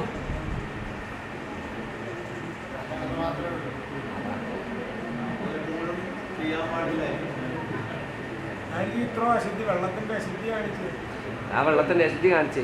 അപ്പോൾ നിങ്ങൾ വേറൊരു കിണർ കുഴിക്കണോ? എന്നാലേ ഇപ്പം അത് നടക്കൂ. പക്ഷെ വേറൊന്നുണ്ടേ, എല്ലാ കൊല്ലവും തേവണം എന്നൊന്നുമില്ല. ആരാ പറഞ്ഞ എല്ലാ കൊല്ലവും തേവണമെന്ന്?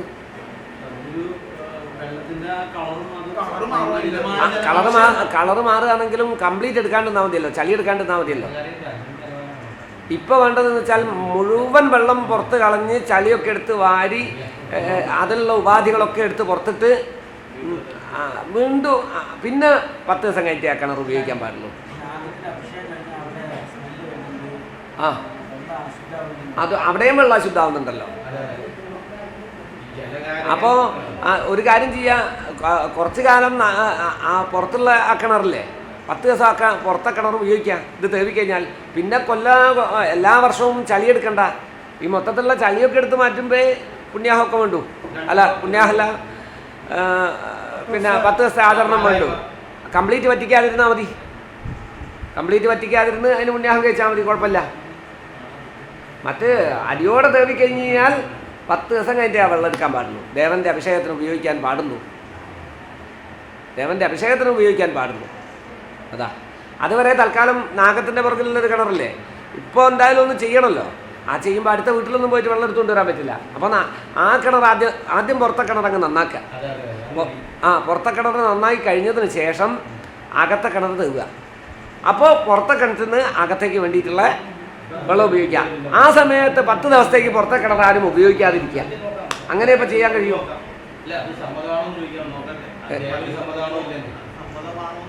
ഏത് സമ്മതമാണോന്ന്? അതല്ലേ ഇവിടെയുള്ള മാർഗമുള്ളൂ. വേറെ മാർഗം ഇല്ലെങ്കിൽ അത് സമ്മതാക്കി എടുക്കുക. 10 ദിവസമല്ലേ ഉള്ളൂ. അഷ്ടമത്തിലായി നാസ്യാനുഭൂതകൃതനാം. അതെ, ഇതൊരു കാര്യം ചെയ്യണോ? ഇതിപ്പോൾ ആദ്യം ഒന്ന് ശുദ്ധീകരിച്ചിട്ട് അതിന് പുണ്യാഹമൊക്കെ കഴിച്ച് 10 ദിവസം ഇത് ഇനിയിപ്പോൾ തേവേണ്ടതുണ്ടോ? തേവേണ്ടതുണ്ടെങ്കിൽ അത് തേവിയിട്ട് 10 ദിവസം കഴിഞ്ഞതിന് ശേഷം മറ്റേ പണി തുടങ്ങിയാൽ മതി. അത് മതി. അകത്തേക്ക് ശ്രീകോലാകത്തേക്ക് അവിടുത്തെ വെള്ളം ഉപയോഗിക്കുന്നുണ്ടെങ്കിൽ പിന്നെ ആ വെള്ളം മറ്റുള്ള ആവശ്യത്തിന് വേണ്ടി ഉപയോഗിക്കാണ്ടിരുന്നാൽ മതി. 10 ദിവസം 10 ദിവസമേ വേണ്ടൂ. അത് കഴിഞ്ഞ് ഇത് ഉപയോഗിച്ച് കഴിഞ്ഞാൽ പിന്നെ അത് കോമണായി. അങ്ങനെ ചെയ്ത് വ്യവസ്ഥ ചെയ്ത് ഉപാധികളൊക്കെ എടുത്ത് പുറത്ത് വെക്കണം. അതിൽ പാടില്ലാത്ത ചില പല ഉപാധികളുമുണ്ട്.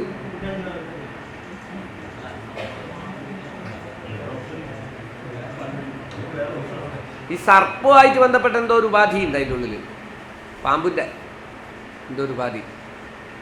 നാഗത്തിൻ്റെ അറ്റം ബിംബം അങ്ങനെ എന്തെങ്കിലും സാധനം ഉണ്ടാവാൻ സാധ്യതയുണ്ട്. ആട്ടെ, അതുകൊണ്ടാണ് ഈ ഹോട്ടലിൽ വെച്ചിട്ട് ഇങ്ങനെയുള്ള കാര്യങ്ങളൊക്കെ ഉണ്ടായത്. വാഹനത്തിൻ്റെ കാര്യമായി, യാത്രയായി, 3 സ്ഥലങ്ങളിൽ നിന്നു.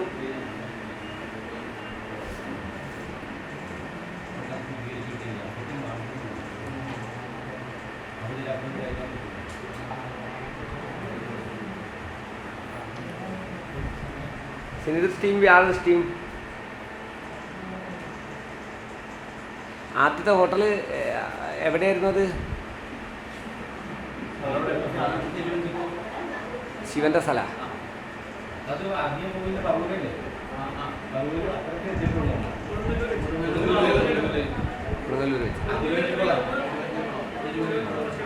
ശിവന്റെ അമ്പലം, ശിവക്ഷേത്രം പ്രസിദ്ധമാണല്ലോ.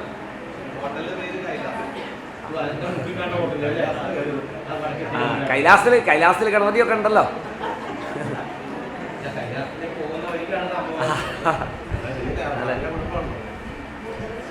രണ്ടാമത്തെ സ്ഥാനം വൃശ്ചിക രാശിയാണ്. ഓലൊക്കെ പ്രശ്നം പറയുന്നുണ്ട്, എല്ലാവർക്കും ഓരോ രാശിപ്പലകയും കവടി ഇതൊക്കെ കൊടുക്കണേ. ശരിയാണ്, എല്ലാവരും കൂടി ചിന്തിക്കുകയാണെങ്കിൽ എല്ലാവർക്കും വേണം ഇതൊക്കെ. പിന്നെ പക്ഷപാതമായിപ്പോയി. രണ്ടാമത്തെ സ്ഥാനം വൃശ്ചിക രാശിയാണ് നിന്നത്.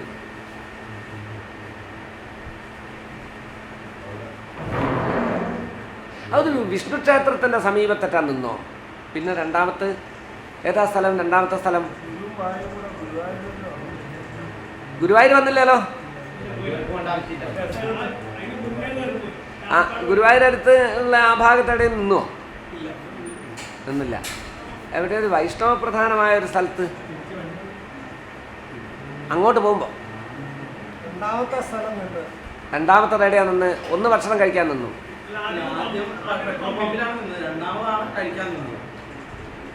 അല്ല, പെട്രോൾ പമ്പ് പിന്നെ ഇവിടുന്ന് ഇറങ്ങുമ്പോൾ തന്നെ ഉണ്ടായ. പിന്നുള്ളത് കഴിക്കാനുള്ള സ്ഥലം ആദ്യം. അത് കഴിഞ്ഞിട്ട് നിന്ന സ്ഥലം എവിടെയാ? മുണ്ടുപടി, വസ്ത്രം മേടിക്കാൻ നിന്ന സ്ഥലം.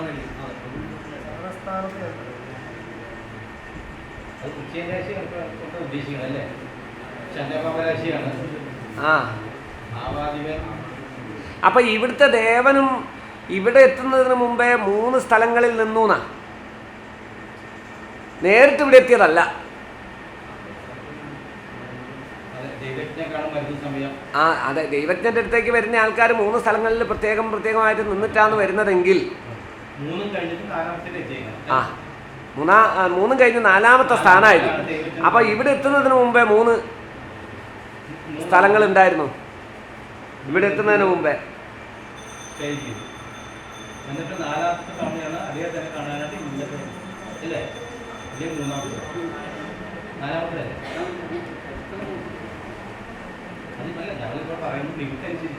ഈ വടക്ക് ഭാഗത്ത് എവിടെയോ ഒരു സ്ഥലത്ത് നിന്നിട്ടുണ്ട്.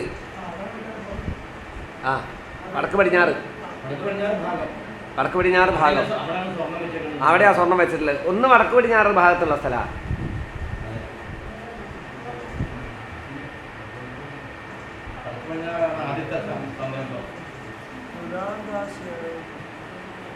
പിന്നെ ഇവിടെ ആചാര്യന്മാരായിട്ട് പ്രവർത്തിച്ച ആളുകളുണ്ടല്ലോ, 12ാം ഭാവമായിട്ട് വന്നില്ലേ. ആചാര്യന്മാരായിട്ടുള്ള പ്രവർത്തിച്ച ആളുകളുമായിട്ട് ബന്ധപ്പെട്ട ഏതോ ഒരു സങ്കേതത്തിലും വെച്ചിട്ട് ഇത് ആരാധിച്ചിട്ടുണ്ട്. ഉണ്ട്. ആ പിന്നെ ധന്യീരി രാജസന്നിധി നിവാസശീല ഒരു കൊട്ടാരവുമായിട്ട് ബന്ധപ്പെട്ടുള്ള ഒരു സ്ഥലത്ത് വെച്ചിട്ട് കുറച്ച് കാലം ആരാധിച്ചിട്ടുണ്ട്. അങ്ങനെ 3 സ്ഥലങ്ങളിൽ ആരാധിച്ചിട്ടുണ്ട്. ഒന്ന് ഈ പടിഞ്ഞാറ് ഭാഗത്തുള്ള വീട്ടിൽ ആരാധിച്ചിട്ടുണ്ട്. ഒന്ന് നമ്മളെ വൈദികനോ തന്ത്രീനോ പറയുന്ന ആചാര്യനായിട്ടുള്ള അദ്ദേഹത്തിൻ്റെ സങ്കേതത്തിലെത്താൻ വെച്ച് ആരാധിച്ചിട്ടുണ്ട്. പിന്നെ ഒരു കൊട്ടാരത്തിൽ വെച്ച് ആരാധിച്ചിട്ടുണ്ട്. അതും കഴിഞ്ഞതിന് ശേഷമാണ് ഈ സ്ഥലം ഛത്രരാശിൻ്റെ കേന്ദ്രമായിട്ടുള്ള ശുക്രൻ്റെ നവാംശമായിട്ടുള്ള രാശി. അങ്ങനെ അതുകൊണ്ടാണ് ഈ 3 സ്ഥലങ്ങളിൽ പ്രത്യേകമായിട്ട് നിന്നത്. പിന്നെ 3ാമത്തെ സ്ഥലം എവിടെയാണ് നിന്നത്?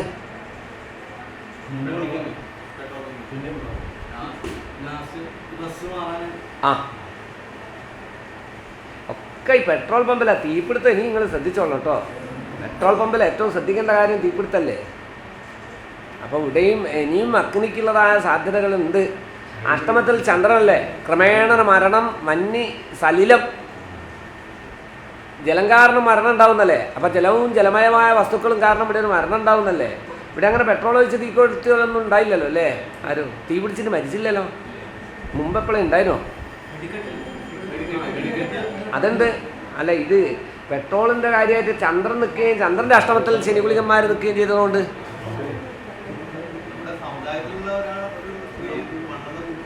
ആ കത്തി മരിച്ചു. ആ അത് വേണം, എന്നാ റെഡിയാ. പെട്രോൾ ഒഴിച്ച് കത്തിച്ച് സംഭവം.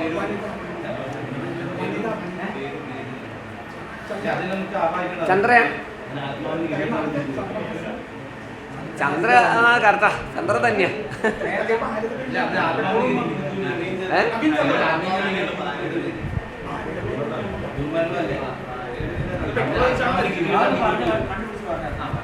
അവരെ പേര് പറഞ്ഞായിരുന്നോ? തീക്കൊളുത്തി ആത്മഹത്യ ചെയ്ത് മണ്ണെണ്ണയൊക്കെ കുടിക്കുകയും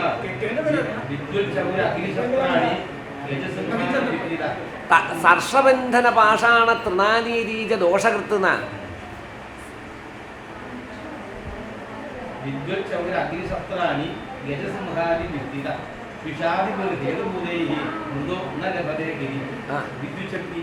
വിദ്യുശക്തി അഭിന്ദനം വിദ്യുതാദി ആഘരതം സുവർണാനി സ്വർണം നഷ്ടപ്പെടുക.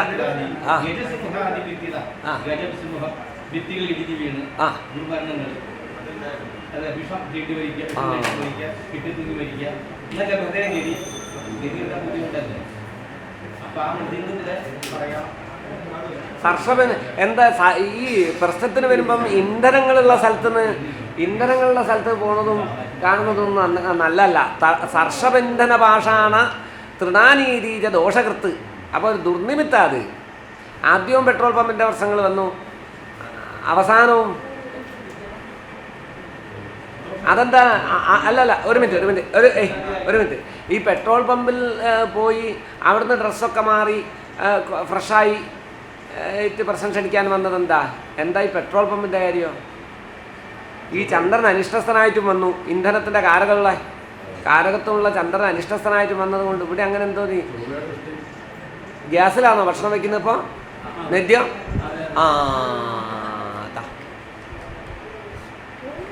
നെദ്യം വയ്ക്കുന്ന ഗ്യാസിലാ. അപ്പോൾ ഭഗവാൻ നേദിച്ച് ഭഗവാന് കിട്ടുന്ന സാധനമൊക്കെ പെട്രോളിയം ഉൽപ്പന്നങ്ങളാ, പ്രകൃതിദത്തമല്ല. നിർത്തിക്കോളൂ. ഇല്ല വലിയ ആമസല്ലാണ്ടാ കൂട്ടിത്തെറിക്കൂ.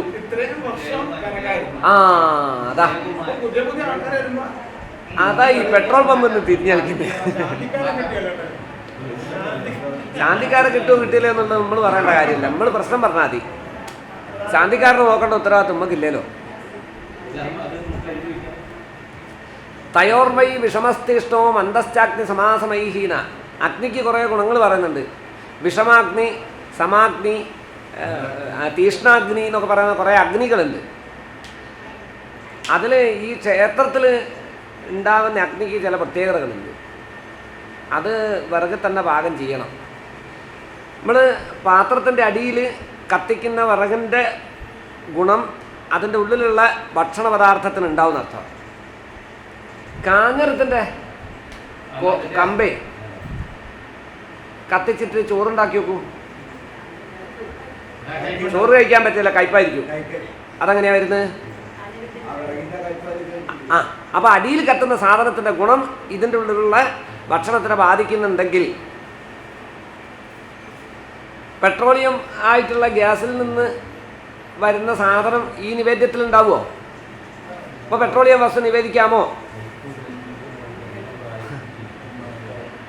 പാടില്ലല്ലോ. പക്ഷേ ഗോബർ ഗ്യാസൊക്കെ പറ്റൂ. ഗ്യാസ് തന്നെ മറ്റേ ഈ ചാണകത്തിൽ നിന്ന് ഉൽപ്പാദിപ്പിക്കുന്നതൊക്കെ അല്ലേ, അതൊക്കെ പറ്റൂ. പശുവിനെ വളർത്തിയിട്ട് അങ്ങനെ ഗ്യാസ് ഉൽപ്പാദിപ്പിച്ചിട്ട് വേണമെങ്കിൽ ചെയ്തോളൂ.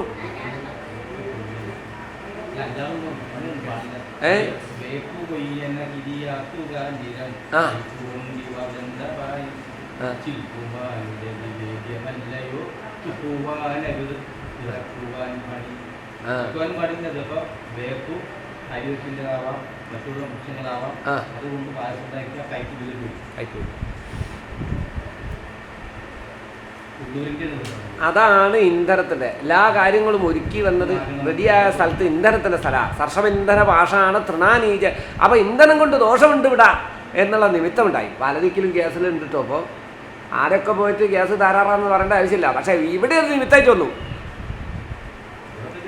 ഇവിടുത്തേക്ക് ദോഷമാണ്. മറ്റുള്ള കാര്യത്തിനെ പറ്റിയിട്ട് അവിടെ പ്രശ്നം വയ്ക്കുമ്പോൾ അങ്ങനെ എന്തെങ്കിലും നിമിത്തം കിട്ടിയിട്ടുണ്ടെങ്കിൽ മാത്രം പറയേണ്ടതാണ്. ഇവിടെ പെട്രോൾ പമ്പിൻ്റെ നിമിത്തം ചില്ലറയായിട്ടല്ലല്ലോ വന്ന്. പെട്രോളിയം 2 പ്രാവശ്യം വന്നില്ലേ. വ്യക്തിസംവാദ സ്പഷ്ടം. അതെ അതെ അതെ അല്ല, പെട്രോൾ അടിക്കുന്നതും കുഴപ്പമില്ല. പക്ഷെ ഒരു പെട്രോൾ പമ്പിൽ നിന്നിട്ട് അടുത്ത ഡ്രസ്സൊക്കെ മാറിയിട്ട് പ്രശ്നം ക്ഷണിക്കാൻ വന്നു എന്ന് വരുമ്പോൾ അത് കുറച്ചുകൂടിയൊക്കെ ഒന്ന് ആലോചിച്ചാൽ ഭംഗിയായിട്ട് നിൽക്കാനില്ലോ. വേണമെങ്കിൽ തലേന്ന് രാത്രി പുറപ്പെട്ട് വടകര ഏതെങ്കിലും ഒരു ലോഡ്ജൊക്കെ എടുത്ത് നിന്ന് അവിടെ ഒന്ന് ഭംഗിയായിട്ട് പുതിയ ഡ്രസ്സൊക്കെ ധരിച്ച് വന്നിട്ട് പ്രശ്നം ക്ഷണിച്ചിട്ടുണ്ടെങ്കിൽ കുറച്ചുകൂടി നേരത്തെ ആവില്ലായിരുന്നു കാര്യം. അങ്ങനെയൊക്കെ വരാമല്ലോ, സാഹചര്യവും ഉണ്ടല്ലോ. മധ്യാഹ്നം കഴിയില്ല. മറ്റേത് പെട്രോൾ പമ്പ് തന്നെ പോയിട്ട് മാറോ നിൽക്കാനോ. അപ്പോൾ ചില കാര്യങ്ങൾ നിഷ്കർഷമില്ലാണ്ട് ചെയ്താളുന്നുണ്ട്. അതുകൊണ്ട് അനന്തര ഫലം എന്താ ഉണ്ടായെന്നറിയോ? ഇവർക്ക് ഭക്ഷണം കഴിക്കാൻ കൊടുത്തില്ല. നേരെ മറിച്ച് ആൾ ഉച്ചക്കാണ് വരികയെന്ന് ഇവരൊന്ന് വിളിച്ചു പറഞ്ഞിട്ടുണ്ടെങ്കിൽ ഭക്ഷണം കൊടുക്കാമായിരുന്നു. ഇവർ ഇപ്പോൾ സാധാരണ ഒരു പ്രശ്നം ക്ഷണിക്കുന്ന ഒരു 10-13 മണിയൊക്കെ ആകുമ്പോഴത്തേക്കൊക്കെ പ്രശ്നം ക്ഷണിച്ച് കഴിയുമല്ലോ. ഇവർ ആ സമയത്ത് എത്തിയില്ല. ആ സമയത്ത് വരുമെന്ന് വിചാരിച്ച് ഇവർ വരുമെന്ന് പറയുമ്പോൾ ആ സമയമാണ് ഞാൻ പ്രതീക്ഷിച്ചത്. ആ സമയത്ത് വരാത്തത് കൊണ്ട് പെട്ടെന്ന് ഇവർ 5-6 ആൾക്കാർ വരുമ്പോൾ ഭക്ഷണം ഉണ്ടാക്കാൻ ആർക്കായാലും സാധിക്കില്ലല്ലോ. അതുകൊണ്ട് ഇവർക്ക് ഭക്ഷണം കൊടുക്കാൻ പറ്റിയില്ല. അപ്പോൾ ആ വൈകിയ ഫലം എന്താണ്? ഭക്ഷണത്തിനെ ബാധിച്ചു, പിന്നെയും ഭക്ഷണത്തിനെ ബാധിച്ചു. ഇവർ ബ്രാഹ്മണരായതുകൊണ്ട് എന്തായാലും ഇല്ലത്ത് വന്നിട്ട് ഭക്ഷണം കൊടുക്കാണ്ട് പറഞ്ഞാലുള്ള വിഷമമുണ്ട്. ഞാൻ പറഞ്ഞല്ലോ, ഒന്നും ചെയ്യാൻ പറ്റാത്ത സ്ഥിതിയായിട്ട്.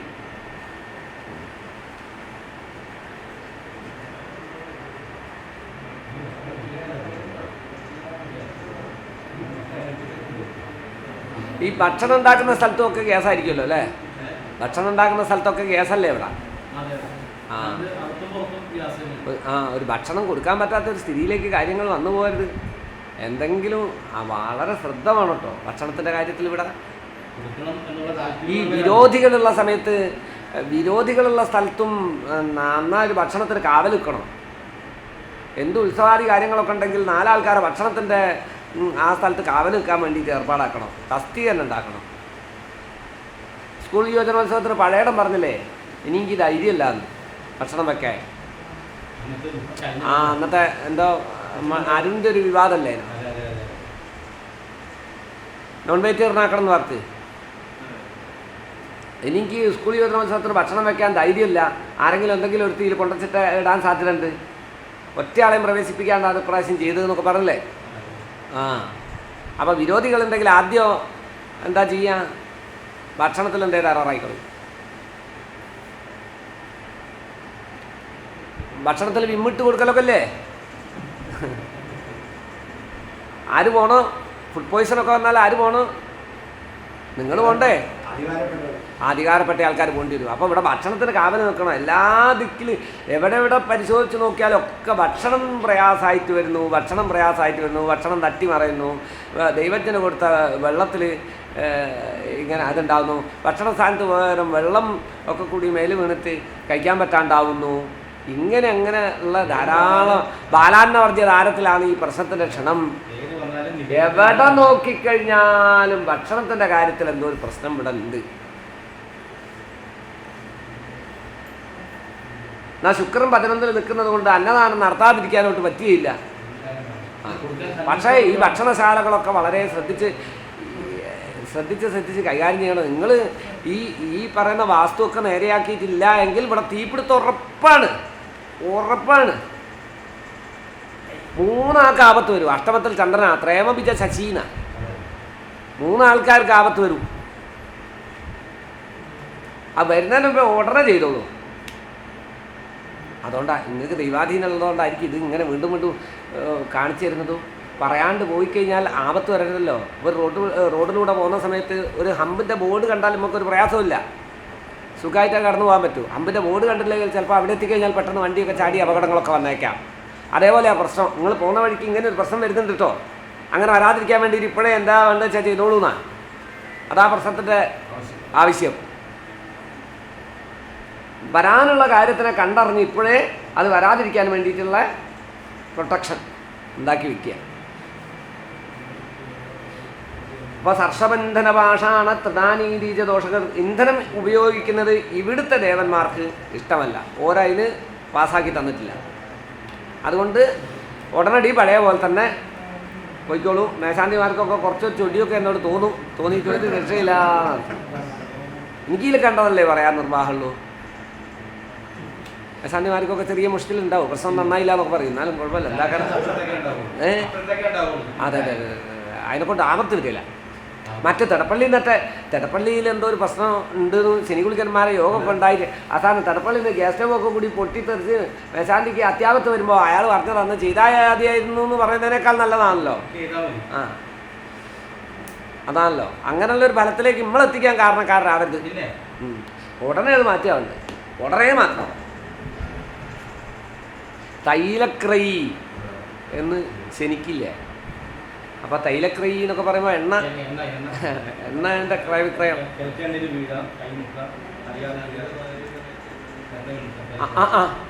മേശാന്തിൻ്റെ ഭാര്യമത്തെ വീണുവാ? എത്രയായി? ഓ അതല്ലേ എണ്ണ കൊണ്ട് ആപത്ത് വരിക.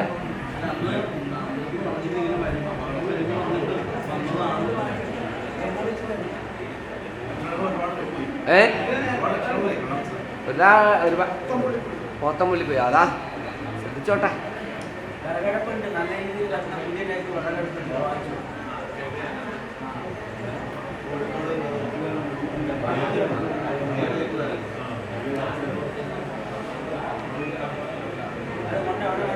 അപ്പം എന്തായാലും അങ്ങനെ പോട്ടെ.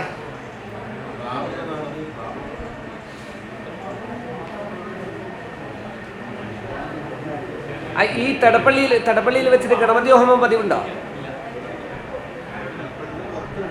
പുറത്ത് ഗണപതി ഹോമം കഴിക്കുന്നുണ്ട്. തടപ്പള്ളിയിൽ വെച്ച് കഴിക്കുന്നത് വളരെ നല്ലതാട്ടോ.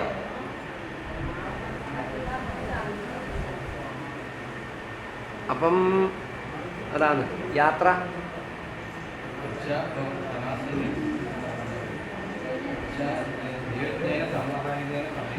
സമയോ ദേശ സ്വഭായോർദശ.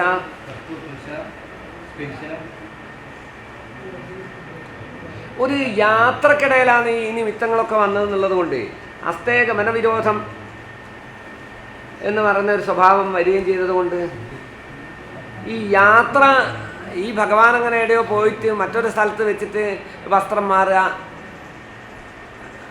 അങ്ങനെയൊക്കെ ഉണ്ടാകുന്നത് എന്താ? ആറാട്ടിനുണ്ടാവുമല്ലോ. ആറാട്ടല്ലാണ്ട് വേറെ എന്തെങ്കിലും ചടങ്ങുണ്ടോ? ആറാട്ടിന് മാത്രം നല്ല എഴുന്നള്ളിപ്പൊക്കെ ആയിട്ട് പോകുന്നുണ്ടോ? ഭൂഷണങ്ങളും വസ്ത്രങ്ങളും ആഭരണങ്ങളും ഒക്കെ മാറ്റുന്ന സ്ഥലം പള്ളിവേട്ടയ്ക്ക്. പക്ഷേ ആ വസ്ത്രങ്ങളൊന്നും മാറുകയില്ലല്ലോ. വേറൊരു സ്ഥലത്ത് പോയിട്ട് ഇറക്കിപ്പൂജയൊന്നും ഇല്ലല്ലോ. ഇറക്കിപ്പൂജ ഇല്ലല്ലോ. പള്ളിവേട്ടയ്ക്ക് ഒരു ഇറക്കിപ്പൂജ ഉണ്ട്.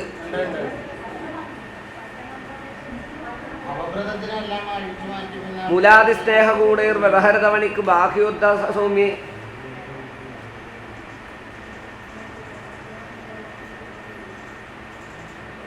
ധനുരാശി ആരൂഢമായിട്ട് 7 ചൊവ്വ, അത് മിഥുനൻ രാശിയായിട്ട് വന്നു. ഭാവാധിപന്റെ ശത്രുഗ്രഹമായിട്ടാണ് മിഥുനൻ രാശി ഉള്ളത്.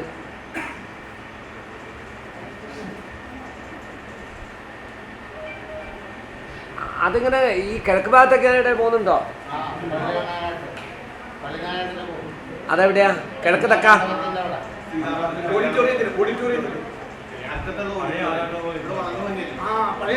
നേരത്തെ പറഞ്ഞേ, മുമ്പേ പറഞ്ഞേ.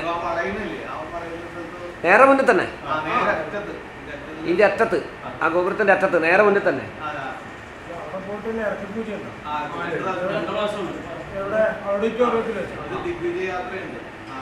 ഓഡിറ്റോറിയത്തിലാണ്.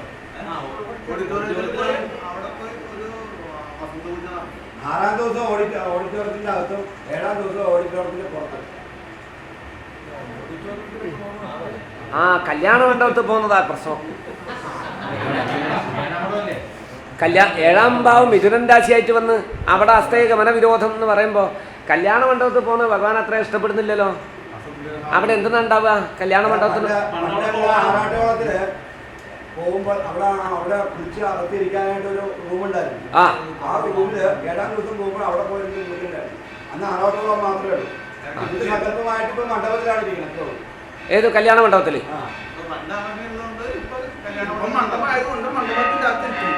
കല്യാണ മണ്ഡപത്തിന്റെ അകത്ത് ഇരിക്കുന്ന എല്ലാ ശുദ്ധിയുള്ള സ്ഥലമല്ലേ കല്യാണ മണ്ഡപം? ക്ഷേത്രത്തിനകത്ത് വെച്ച് കല്യാണം നടത്താറുണ്ടോ?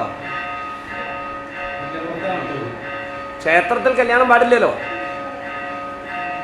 ഏതേ ക്ഷേത്രത്തിലുണ്ടോ കല്യാണം? ഇല്ല. ആ പുറത്തല്ലേ ഉണ്ടാവും. നാലമ്പലത്തിന്റെ പുറത്തേ പാടുള്ളൂ.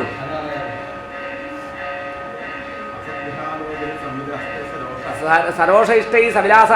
അപ്പോൾ ദേവി അല്ല ദേവത സമ്മതിക്കുന്നില്ല കേട്ടോ. കല്യാണ മണ്ഡപത്തിൽ പോയി തിരിക്കാൻ അദ്ദേഹത്തിന് ഇഷ്ടമല്ല. അതാ വസ്ത്രം മാറുന്ന സ്ഥലവും വസ്ത്രത്തിന് പ്രാധാന്യമുള്ള സ്ഥലവും പുതിയ മേക്കപ്പ് ഇടുന്ന സ്ഥലവും അവിടെ വന്നിട്ടാണല്ലോ പുതിയ ഡ്രസ്സൊക്കെ നല്ല കുളിച്ച് കുട്ടപ്പനായി പോകുന്ന സ്ഥലവും. ഇതൊക്കെ കല്യാണത്തിനുള്ള കാര്യങ്ങളാണ് പറയുന്നത്. ആ ദമ്പതി രാശിയായ മിഥുനത്തിൽ ഭാവയോഗം വന്നതുകൊണ്ട് കല്യാണ മണ്ഡപത്തിലേക്കുള്ള അവിടെയുള്ള ആ ഇറക്കിപ്പൂജ ഭഗവാൻ ഇഷ്ടപ്പെട്ടില്ല. ആരോട് ചോദിച്ചിട്ടാ ചെയ്തതെന്നാ ചോദിക്കുന്നത്. ആരാ പറഞ്ഞ് ഭാവനക്കനുസരിച്ച് ചെയ്തതെന്ന് പോലെയാണല്ലോ. 5-ാം ഭാവാധിപനാണ്. അപ്പോൾ അതൊരു ഭാവനാജനകമായിട്ട് മാത്രം ചെയ്തതാ. ആചാര്യ നിർദ്ദേശം ഉണ്ടാവും. അല്ല 12-ാം ഭാവാധിപനാ. 12-ാം ഭാവാധിപനാ.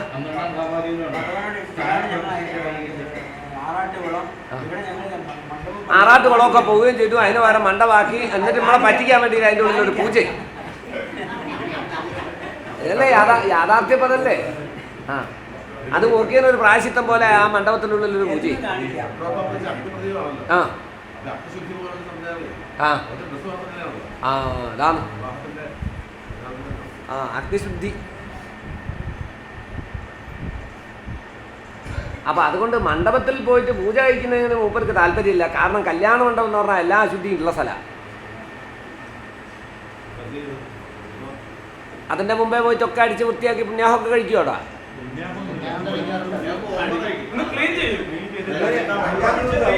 5-ാം ദിവസം പടിഞ്ഞാറാണ് ദിഗ്വിജയം. അതിന് ഈ പടിഞ്ഞാറ് നടയിലെ അങ്ങേയറ്റത്തിൽ ആർച്ചിന്റെ അവിടെ ഒരു രഥം കൊണ്ട് വെച്ചിട്ട് അതിന്റെ അവിടെ ചെയ്തിട്ടാണ് നടക്കുന്നത്. അത് കുഴപ്പമില്ല. അതേപോലെ ഇവിടെ ചെയ്താൽ കുഴപ്പമില്ല. ആ ഈ മണ്ഡപത്തിലേക്ക് എനിക്ക് പോവുകയും വേണ്ടാന്നുള്ള ഭാഗത്തിലാണ് ഒത്തിരി പറയുന്നത്. ആ ഇഷ്ടപ്പെട്ടിട്ടില്ല. പക്ഷേ നല്ല ഐഡിയ ആണ്. പക്ഷെ കല്യാണ മണ്ഡപം ആയതുകൊണ്ട് എല്ലാ സർവ്വശുദ്ധി ഉണ്ടാവും. ഈ കല്യാണം കഴിഞ്ഞാൽ അമ്പലത്തിൽ പ്രവേശിക്കാൻ പാടില്ല. 4 ദിവസം കഴിഞ്ഞാലേ അമ്പലത്തിൽ പ്രവേശിക്കാൻ പാടുള്ളൂ, ക്ഷേത്രത്തിൽ പ്രവേശിക്കാൻ പാടുള്ളൂ. ഞങ്ങളുടെ നാട്ടിലൊക്കെ കല്യാണം കഴിഞ്ഞാൽ പിറ്റേന്ന് ചെക്കനും പെണ്ണും കൂടി ബൈക്കിൻ്റെ മുകളിൽ എല്ലാ അമ്പലത്തിലും പോകും. ഇവിടെയൊക്കെ അങ്ങനെ തന്നെയല്ലേ?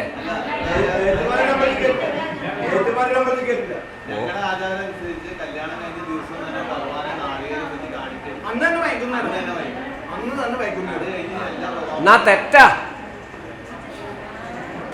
4 ദിവസം കഴിഞ്ഞാലേ ക്ഷേത്രത്തിൽ പ്രവേശിക്കാൻ പാടുള്ളൂ. ശേഖം ചതുർത്ഥ്യം. അതാ അതിൻ്റെ കാരണം. ശേഖം ചതുർത്ഥ്യ എന്നുള്ളതാ അതിൻ്റെ കാരണം.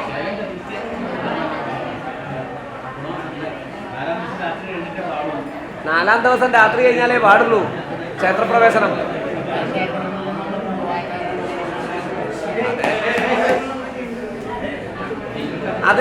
അത് ഈ ചാത്തത്തിന് പൂച്ചല്ലാത്തത് പോലെയാ. ഈ ശ്രാദ്ധം കിട്ടുന്ന സമയത്ത്, അപ്പോൾ ശ്രാദ്ധം കിട്ടുന്ന സമയത്ത് ഒരു പൂച്ച വന്നു. അപ്പോൾ ശ്രാദ്ധത്തിൻ്റെ സ്ഥലത്തൂടെയൊക്കെ ഇങ്ങനെ പോയി ഇത് വൃത്തിയേടാക്കുമല്ലോ. അപ്പം എന്ത് പണിയെന്ന് വെച്ചാൽ ഗൃഹനാഥൻ പിന്നെ ഒരു കൊട്ട എടുത്തിട്ട് പൂച്ചേനെ മൂടിയിട്ട് അതിൻ്റെ മുകളിൽ ഒരു കല്ലെടുത്ത് വെച്ചു. അടുത്ത കൊല്ലം പിന്നെ ഈ ഇദ്ദേഹം മരിച്ചു. പിന്നെ അടുത്ത കൊല്ലം ശ്രാദ്ധത്തിൻ്റെ സമയത്തായത് കൊണ്ട് ശ്രാദ്ധം വേണ്ടാന്ന് വെച്ചു വരും. എന്താ എന്താ ഇപ്രാവശ്യം ചാത്തോട്ടൊന്നും ഇല്ലാത്തത് എന്താണെന്ന് ചോദിച്ചു. പൂച്ചേനെ കിട്ടിയില്ല, അതാണ്. പൂച്ചേനെ കിട്ടാത്തതുകൊണ്ട് അപ്പോൾ അത് ശ്രാദ്ധോട്ട് നിർത്തി. കാരണം പൂച്ചേനെ എടുത്ത് വെച്ചിട്ട് അതിൻ്റെ മുകളിൽ കൊട്ട വെച്ചിട്ട് കല്ല് വെച്ച് മൂടിയാലല്ലേ ഇപ്പം ചെയ്യാൻ പാടുള്ളൂ. ഇതേപോലെ പല ആചാരങ്ങളും വന്നു പോയിട്ടുണ്ടാവും. ആ ആ ആ ഇന്നത്തെ വിവാഹം നടന്ന സ്ഥലത്ത് ദൈവസന്നിധി ഉണ്ടെങ്കിൽ അവിടെ, അല്ലെങ്കിൽ പുരുഷന്റെ കല്യാണം കഴിച്ച് പോണ അവിടെ, വീട്ടിലല്ലേ?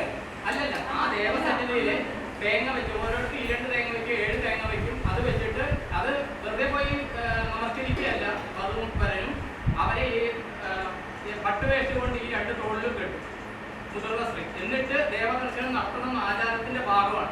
ഇത് തന്നെ ഞങ്ങൾ കുലദേവതാ ക്ഷേത്രങ്ങളിൽ പോയാലും, ഇപ്പൊ ഗോവയിൽ പോയാലും ഇതേ നടന്നത്. കുലദേവതാ ക്ഷേത്രത്തിൽ പ്രശ്നമല്ല, അനാചാരാന്നോന്നുള്ള അറിയില്ല. ആചാരവും അനാചാരവും ഉണ്ടല്ലോ. കാരണം ബ്രാഹ്മണരെ സംബന്ധിച്ചിടത്തോളം സേകം ചതുർത്ഥ്യാം, അതാ ശരിക്കും പറഞ്ഞു കഴിഞ്ഞാല് താലി കെട്ടിക്കഴിഞ്ഞാല് നേരെ വന്ന് അപ്പൊ തന്നെ 50 അടുത്തുണ്ടെങ്കിൽ അപ്പൊ തന്നെ ചെയ്യണം. പാടില്ല, അതാണ് ആദ്യമൊക്കെ ചെയ്തുകൊണ്ടിരുന്നത്. പാടില്ല. ആയതുകൊണ്ട് വൈകുന്നേരം ധർമ്മദൈവസ്ഥാനത്ത് ചിലപ്പോ അവിടെയും ധർമ്മദൈവത്തിന് പൂജയും കഴിക്കില്ല. 4 ദിവസം കഴിഞ്ഞാലേ പൂജാവിധികളൊക്കെ ഉള്ളൂ. ഗുരുവായൂർ അമ്പലത്തിൽ വയലാർ രവീൻ്റെ മകനത്തെ കല്യാണം എന്തോ അങ്ങനെ എന്തോ മകളുടെ കല്യാണം അങ്ങനെ എന്തോ അല്ലേ, അതിലൊരു വലിയ വിവാദമൊക്കെ ഉണ്ടായില്ലേ? അല്ല, കയറിപ്പോയതുകൊണ്ടാ, നാലമ്പലത്തിൻ്റെ ഉള്ളിലേക്ക് കയറിപ്പോയതുകൊണ്ടാ പുണ്യാഹം കഴിച്ചത്.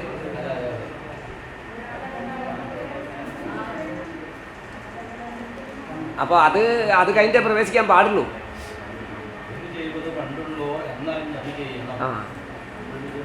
ആ പൂർവാചാരം അല്ല, പൂർവ്വ അനാചാരമായിരിക്കും.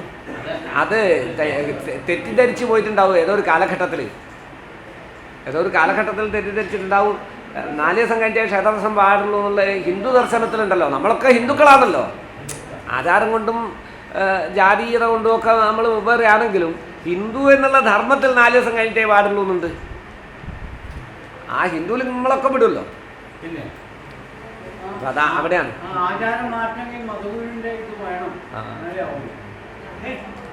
ബാക്കിയുള്ള. അത് മാത്രമല്ല, ബാക്കിയുള്ളതൊക്കെ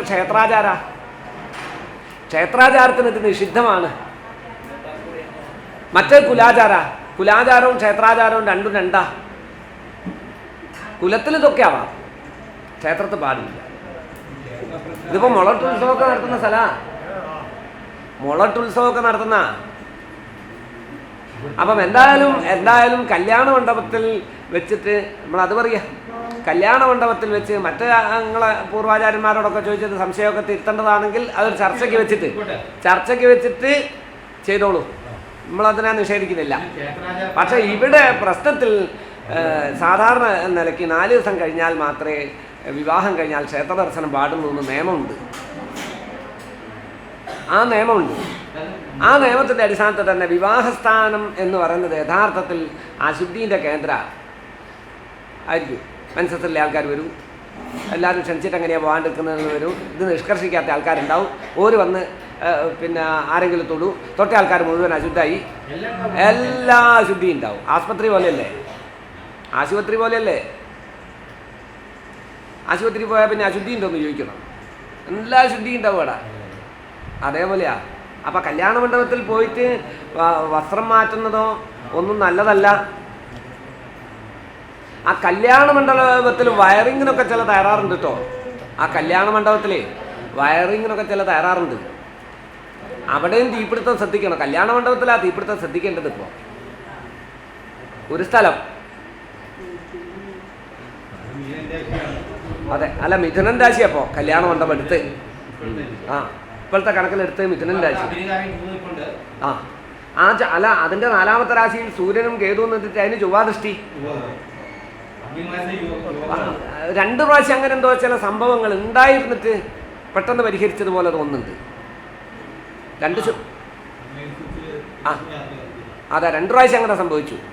പക്ഷെ അത് പെട്ടെന്ന് പരിഹരിക്കാൻ കഴിഞ്ഞു. ഇനി അങ്ങോട്ട് പരിഹരിക്കാൻ കഴിഞ്ഞോളന്നില്ല. 4 സൂര്യനും 10 ചൊവ്വയും 4 സൂര്യനും കേതുവിനും ചൊവ്വാദൃഷ്ടിയല്ലേ.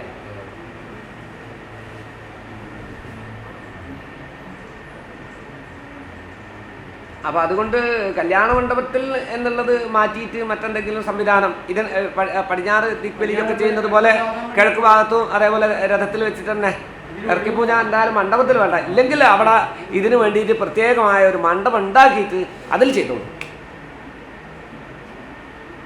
പണ്ട് അവിടെ ഒരു മണ്ഡപം ഉണ്ടായിരുന്നല്ലോ.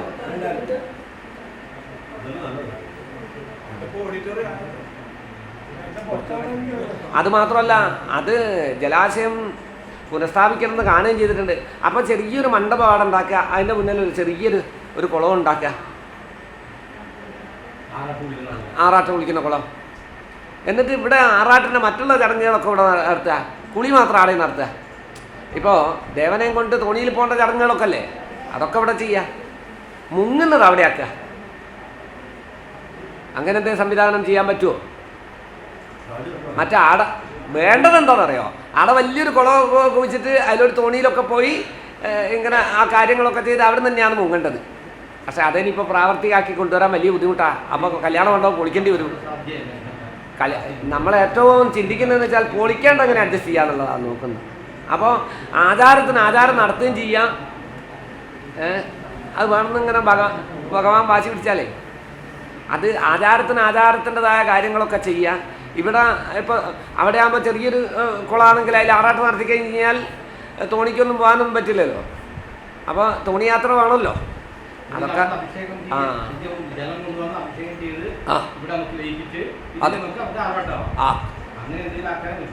അങ്ങനെ എന്തെങ്കിലും ഒരു സംവിധാനം ഉണ്ടാക്കാനേ പറ്റും. അത് പൊളിച്ചു കളിയാന്ന് പറയുന്നത് ശരിയല്ലേ. അപ്പോൾ അതുകൊണ്ട് അവിടെയുള്ള വയറിങ്ങിലൊക്കെ ചെറിയ ചെറിയ പ്രയാസങ്ങളൊക്കെ ഉണ്ട്, അതൊക്കെ തീർക്കണം. അവിടെ ചില അഗ്നിസ്പർശത്തിൻ്റെതായ യോഗങ്ങളുണ്ട്. അപ്പോൾ അവിടുത്തെ കാര്യവും ഈ കൂട്ടത്തിൽ ചിന്തിക്കേണ്ടത് തന്നെയാണ്. അതാണ് കല്യാണ മണ്ഡപം.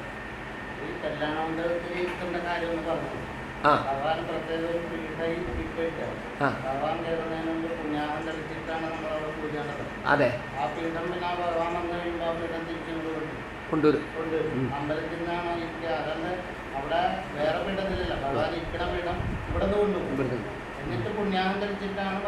അതെ, അതൊക്കെ ശരിയാണ്. പക്ഷേ അതിൽ വലിയ പ്രശ്നങ്ങളൊന്നും കാണുന്നില്ല. പക്ഷേ ഭഗവാൻ അത് ഇഷ്ടപ്പെട്ടില്ല. എനിക്ക് കല്യാണം ഉണ്ടാക്കി പോയിരിക്കേണ്ടതാണ്. കാരണം എൻ്റെ കുളന്ന് കെട്ടിയിട്ട് നിങ്ങൾ ഉണ്ടാക്കിയ ഒരു സാധനം ഇത്. എനിക്കില്ല ആറാട്ട് കുളമൊക്കെ ഉണ്ടായിരുന്നു, പിന്നെ അതൊക്കെ കൂടി നിർത്തി അതിൻ്റെ മുകളിൽ കൊണ്ടുവച്ചിട്ട് എന്നെ എത്തിയിട്ടുള്ള പൂജ അത് വേണ്ട എന്നുള്ള ഭാഗത്തില്ല. അങ്ങനെ നമുക്ക് മനുഷ്യന്മാർക്ക് വാശി ഉണ്ടാവില്ലേ ചില കാര്യത്തിൽ. സരഘോഷ അതാ.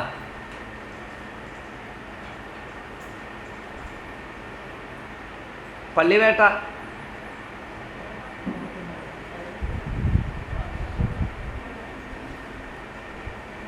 അവിടെ പിന്നെ വസ്ത്രം മാറേണ്ട കാര്യങ്ങളൊന്നും ഇല്ലല്ലോ. അപ്പോൾ ഈ നിമിത്തത്തിൽ അതില്ല. ദൈവജ്ഞസ്ഥാനപതിയായ ഗ്രഹം ചൊവ്വ, ദൂതസ്ഥാനപതി ദൂതദൈവജ്ഞന്മാർ ത്രികോണസ്ഥന്മാരായിട്ട് വന്നിട്ടുണ്ട്.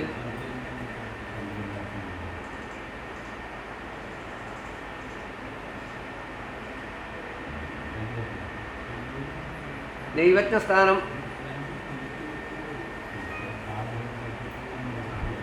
ഇവിടെ ഒരു ശ്രീചക്രം ഉള്ളതായിട്ട് അറിയോ? ഇവിടെ തന്നെ ഒരു ശ്രീചക്രം ഉള്ളത് ഒരു പീഠത്തിൻ്റെ അടിയിലോ ബിംബത്തിൻ്റെ അടിയിലോ ഒക്കെ ഉണ്ടാവുമായിരിക്കും.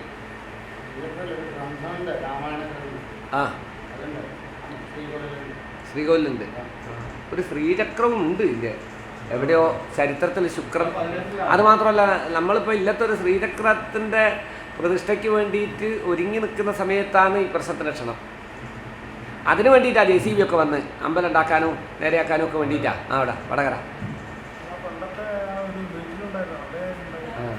അല്ല, ഇതിൻ്റെ ചരിത്രത്തിൽ തന്നെ അത് നമുക്ക് നോക്കാം. എവിടെയുള്ള ഉണ്ടായിരുന്ന ഒരു ശ്രീചക്രം ഉണ്ടായിരുന്നു എന്ന് മാത്രം വയ്ക്കുക. അപ്പോൾ അത് ശനേശ്വരസ്യ ഗൂഢനിവാസശീലത്വമാണ്. ശനിക്ഷേത്രത്തിൽ അംശനം ചെയ്തതുകൊണ്ട് ഗൂഢനിവാസശീല പുറത്ത് കാണുന്ന വിധത്തിലല്ല, അതിരഹസ്യമായിട്ടാണ്. അതിരഹസ്യം പരാപര രഹസ്യം എന്ന് അറിയില്ലേ. അപ്പോൾ പരാപര രഹസ്യാത്മകമായിട്ടാണ് ഇതിനെ ചെയ്തിട്ടുള്ളത്. ഈ മന്ദർക്ഷാംശേ ശശിനിഭുഗേവ അന്തദൃഷ്ട്യബ്ജഗേവ തദ്യുത്രേവ തമസി ചയനം, അത് ചന്ദ്രൻ്റെ പാതാള സംബന്ധം കൊണ്ട് ഇരുട്ടുണ്ടാവുന്നു കൂടി കാണിച്ചുകൊണ്ട് ആ ചന്ദ്രനെ അതിൽ പ്രതിപാദിച്ചെന്നല്ലേ. അപ്പോൾ ആ രാശിയിലേക്ക് ചന്ദ്രദൃഷ്ടിയുണ്ട്. അപ്പോൾ എവിടെയോ അടിഭാഗത്ത് അങ്ങനെ ഒരു ശ്രീചക്രം ഇവിടെ ഉണ്ട്. അതുകൊണ്ടായി ക്ഷേത്രം വരെ ഉണ്ടാവാൻ കാരണമാക്കി തീർത്ത്. ശുക്രൻ ബലവാനായിരുന്നു. ബലവാനാണ് ശനിക്ഷേത്രത്തിലാണ്. ഈ ശനീൻ്റെ വർഗബന്ധങ്ങൾ ശുക്രന് വന്നാലും അസിതസിദ്ധ സമാഗമേന്ന് ചെല്ലാം. അസിതസിദ്ധ സമാഗമേ അല്പചക്ഷു യുവതി ജനാശ്രയ സംപ്രവൃദ്ധവിത്ത ഭവതിജ ലിപിചിത്രകാരിവെത്ത. അപ്പോൾ എന്തോ ഒരു തകിടിലൊക്കെ ഇങ്ങനെ വരച്ച് വെച്ച് അങ്ങനെ 2 സാധനം ഉണ്ട് ഇവിടെ. 2 ഉണ്ട്, 2 ശ്രീചക്രമുണ്ട്. ഇങ്ങോട്ട് വരുന്ന സമയത്ത് 2 തകിടും എടുത്തിട്ട് വരേണ്ടി വന്നു. 2 തകിട് നമ്മൾ കൂട്ടത്തിൽ കൊണ്ടുവന്നു വേറൊരാൾക്ക് കൊടുക്കാൻ വേണ്ടി, മുമ്പേ കൊടുക്കാന്ന് പറഞ്ഞതാണ്. അപ്പം 2 തകിട് ഞാൻ വരുന്ന സമയത്ത് കൊണ്ടുവന്നിട്ടുണ്ട്. പക്ഷെ അത് ഞാൻ അറിഞ്ഞിട്ടില്ല തകിട്. അച്ഛൻ അതൊക്കെ വരച്ച് റെഡിയാക്കി ഊഹിച്ചിട്ട് ബാഗിൽ ഒരു പ്രത്യേക കള്ളിയിൽ എടുത്തു വെച്ചതാണ്. അപ്പം ഞാനത് വിട്ടുപോയി. പക്ഷേ പിന്നെ അച്ഛനോട് ചോദിച്ചാൽ പറഞ്ഞാൽ ബാഗിൽ എടുത്ത് വെച്ചിട്ടുണ്ട്, അത് ഞാൻ കണ്ടിട്ടില്ല. അപ്പോൾ ഭൂപ്രസ്ഥാനം എന്നൊക്കെ പറയുന്നില്ലേ, ഇങ്ങനെ വരച്ച ശ്രീചക്രത്തിൻ്റെ എന്തോ ചില സംഭവങ്ങൾ ഇവിടെ വളരെ രഹസ്യമായിട്ട്. ഇനി നിലവറകളൊന്നും ഉണ്ടാവില്ലായിരിക്കും, ബി നിലവറയും സി നിലവറയൊന്നും ഉണ്ടാവില്ലായിരിക്കും. വളരെ രഹസ്യമായിട്ട് എവിടെയോ വെച്ചിട്ടുണ്ട് എന്നുള്ള. അത് ഈ രാശിയാണ്. 1-ാം തര കാണത്തില്ലല്ലേ?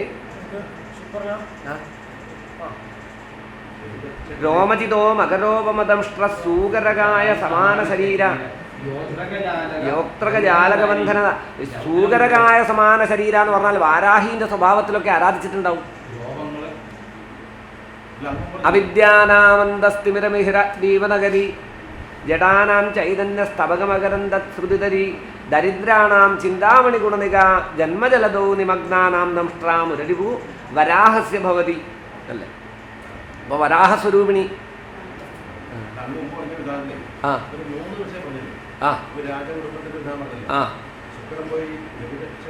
അമരാരി പൂജ്യേ. അതായിരിക്കും. പക്ഷെ ചരിത്രകാലം മുതലേ ഉണ്ട്. ചരേ പുരാതനം, വളരെ പുരാതനമായ കാലം മുതലേ രഹസ്യമായിട്ടുണ്ട്. അത് എവിടെയാണെന്ന് അന്വേഷിക്കുമ്പോൾ ചന്ദ്രദൃഷ്ടിയും വ്യാഴദൃഷ്ടിയും ശുക്രമാംസകവും നല്ലൊരു നല്ല സ്ഥലത്താ. അത് മാനും മുതലയും. അപ്പോൾ മകരത്തിൻ്റെ ആദ്യം മാനിലാണ് നിൽക്കുന്നത് അല്ലേ?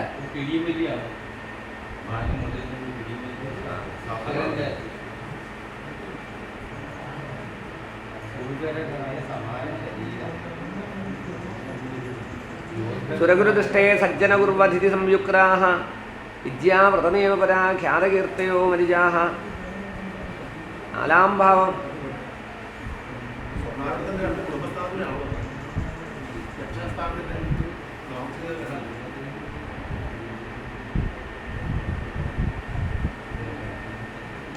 അല്ല, ശ്രീകോവിൽ തന്നെ അങ്ങനെ 3 തട്ടുകളുണ്ടോ? 5 തട്ടോ? 5 മുറികളുണ്ടോ? ആ സ്റ്റെപ്പല്ല ഞാൻ പറഞ്ഞത്. ഈ അല്ല, തട്ടുമല്ല, അതുമല്ല. ഇപ്പോൾ ഗർഭഗൃഹം, അന്തരാളം, അതിൻ്റെ ഇടയിൽ എന്തോന്നുണ്ടോ? അതിൻ്റെ ഇടയിൽ ഒരു 3 കാണുന്നു. അതിൽ 2-ാമത്തെ സ്ഥാനമുണ്ടല്ലോ, അതാണോ ഒരു സിംഹാസനം പോലെയൊക്കെ ഉള്ളത്? 3-ാമത്തെ.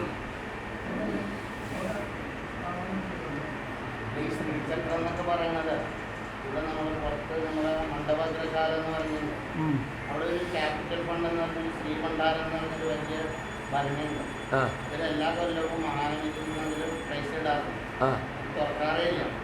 അതിനുള്ളിൽ വല്ലതും ഈ ശ്രീചക്രം ഉണ്ടോന്ന് നമുക്കറിയാൻ പറ്റില്ല. കാരണം ശ്രീഭണ്ഡാരം അതിന്റെ പേര്. എന്നാ അതാണ് കണ്ടില്ല.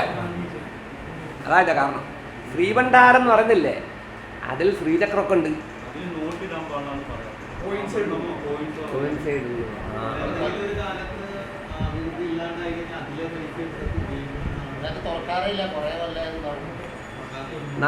അതിലായിരിക്കും ശ്രീചക്രമൊക്കെ ഉണ്ടാവുക.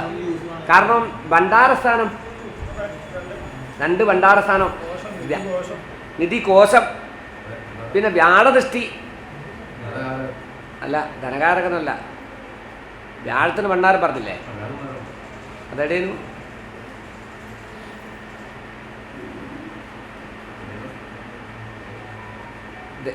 ദേവ, അമ്പു, അഗ്നി, വിഹാര, കോശം, കോശസ്ഥാനം, കോശം ഭണ്ഡാര.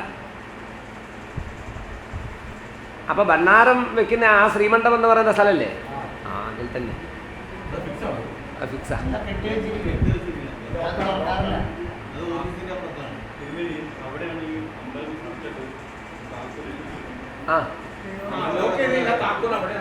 അതാ താക്കോലിന്റെ നിമിത്തങ്ങൾ അനവധി ഉണ്ടായില്ലേ?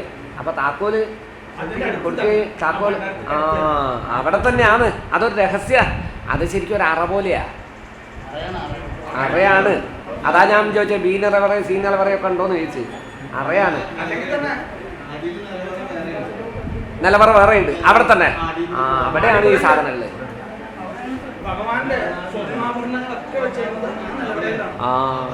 അതിനകത്താണ്. അതാ അത് ശ്രീചക്രത്തിന്റെ സംഭവം ഉണ്ട്.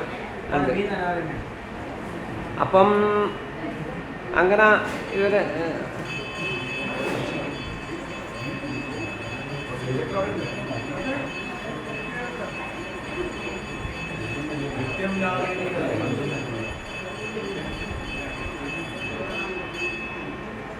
വെജിറ്റേറിയൻ ഹോട്ടലിൽ തന്നെയല്ലേ ഭക്ഷണമൊക്കെ കഴിച്ചത്? വെജിറ്റേറിയൻ ഹോട്ടലും വെജിറ്റേറിയൻ തന്നെ.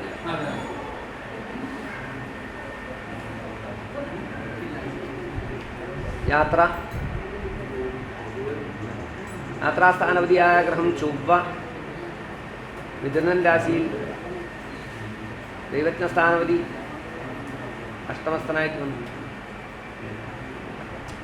ഇനിയൊന്നുമില്ലല്ലേ? ചില പ്രഷ്ടപ്സനം പ്രാവൃതദാന ദുഷ്ടം, എന്തെങ്കിലും ചില സാധനങ്ങളൊക്കെ തന്നിട്ടാണ് ക്ഷണിക്കേണ്ടത്. അങ്ങനെ അല്ല, സാധനം തന്നിട്ടാണ് ക്ഷണിക്കേണ്ടത്. പ്രഷ്ടപ്സനം പ്രാവൃത ജ്യോതിർവിധം പ്രാതരുവ്യക്തി വൃക്ഷയിൽ, പ്രാതക്കാലത്ത് ക്ഷണിക്കണം എന്നാണ്. അതായത് ഒരു 12 നാഴികയ്ക്കുള്ളിലെങ്കിലും പ്രശ്നം ക്ഷണിക്കണം എന്നാണ്. പ്രാന്ന, പൂർവാന്നം, മധ്യാഹ്നം, അപരാഹ്നം, സായാഹ്നം, അങ്ങനെ പകലിന് 5ആയിട്ട് ഭാഗിക്കും. ഓരോ 6 നാഴിക സമയം ഓരോ കാലങ്ങളായിട്ടാണ്, ഓരോ അന്നങ്ങളാണ്. അപ്പോൾ 12 നാഴിക എന്ന് പറയുമ്പോൾ ഉത്തമമാണ്. 12 നാഴിക വരെ ഉത്തമമാണ്. ഉത്തമവും പ്രാന്നപൂർവാന്നവും, പ്രാന്നവും പൂർവാന്നവും ഉത്തമമാണ്. മധ്യാഹ്ന മധ്യമസ്മൃത 18 നാഴിക സമയം വരെ മധ്യമത്തുള്ള. ഇത് 18 നാഴിക കഴിഞ്ഞു, 36 വിനാഴികയോട് കഴിഞ്ഞു. അപ്പോൾ മധ്യാഹ്നവും കഴിഞ്ഞു. ഇനി അപരാഹ്ന സായാഹ്നങ്ങളാണ്. ഇപ്പോൾ നോക്കി വേണ്ട വിധത്തിൽ മനസ്സിലാക്കി പരിഹരിച്ചിട്ടില്ല എങ്കിൽ ക്ഷയത്തിലേക്ക് പോകുന്ന. ഇപ്പോൾ ഉടനടി പരിഹരിച്ചോളാം. അതാണ് ഈ പ്രശ്നത്തിനൊന്നും പരിഹരിക്കാൻ അധികം കാലമെടുക്കരുത് എന്നാണ്. കാരണം ഇപ്പം തന്നെ വൈകിയെന്നാണ്. അപ്പോൾ വേഗം സപതീരി കുര്യാൽ, വളരെ പെട്ടെന്ന് തന്നെ ചെയ്തോളൂ. ജ്യോതിർവിധം പ്രാതരുപത്യ വൃക്ഷയിൽ, അതാണ്. ഇനി ചായ എത്താൻ കുടിക്കുന്നുണ്ടോ? ചായ കുടിച്ച് അടുത്ത ഘട്ടത്തിലേക്ക് കിടക്കാലോ.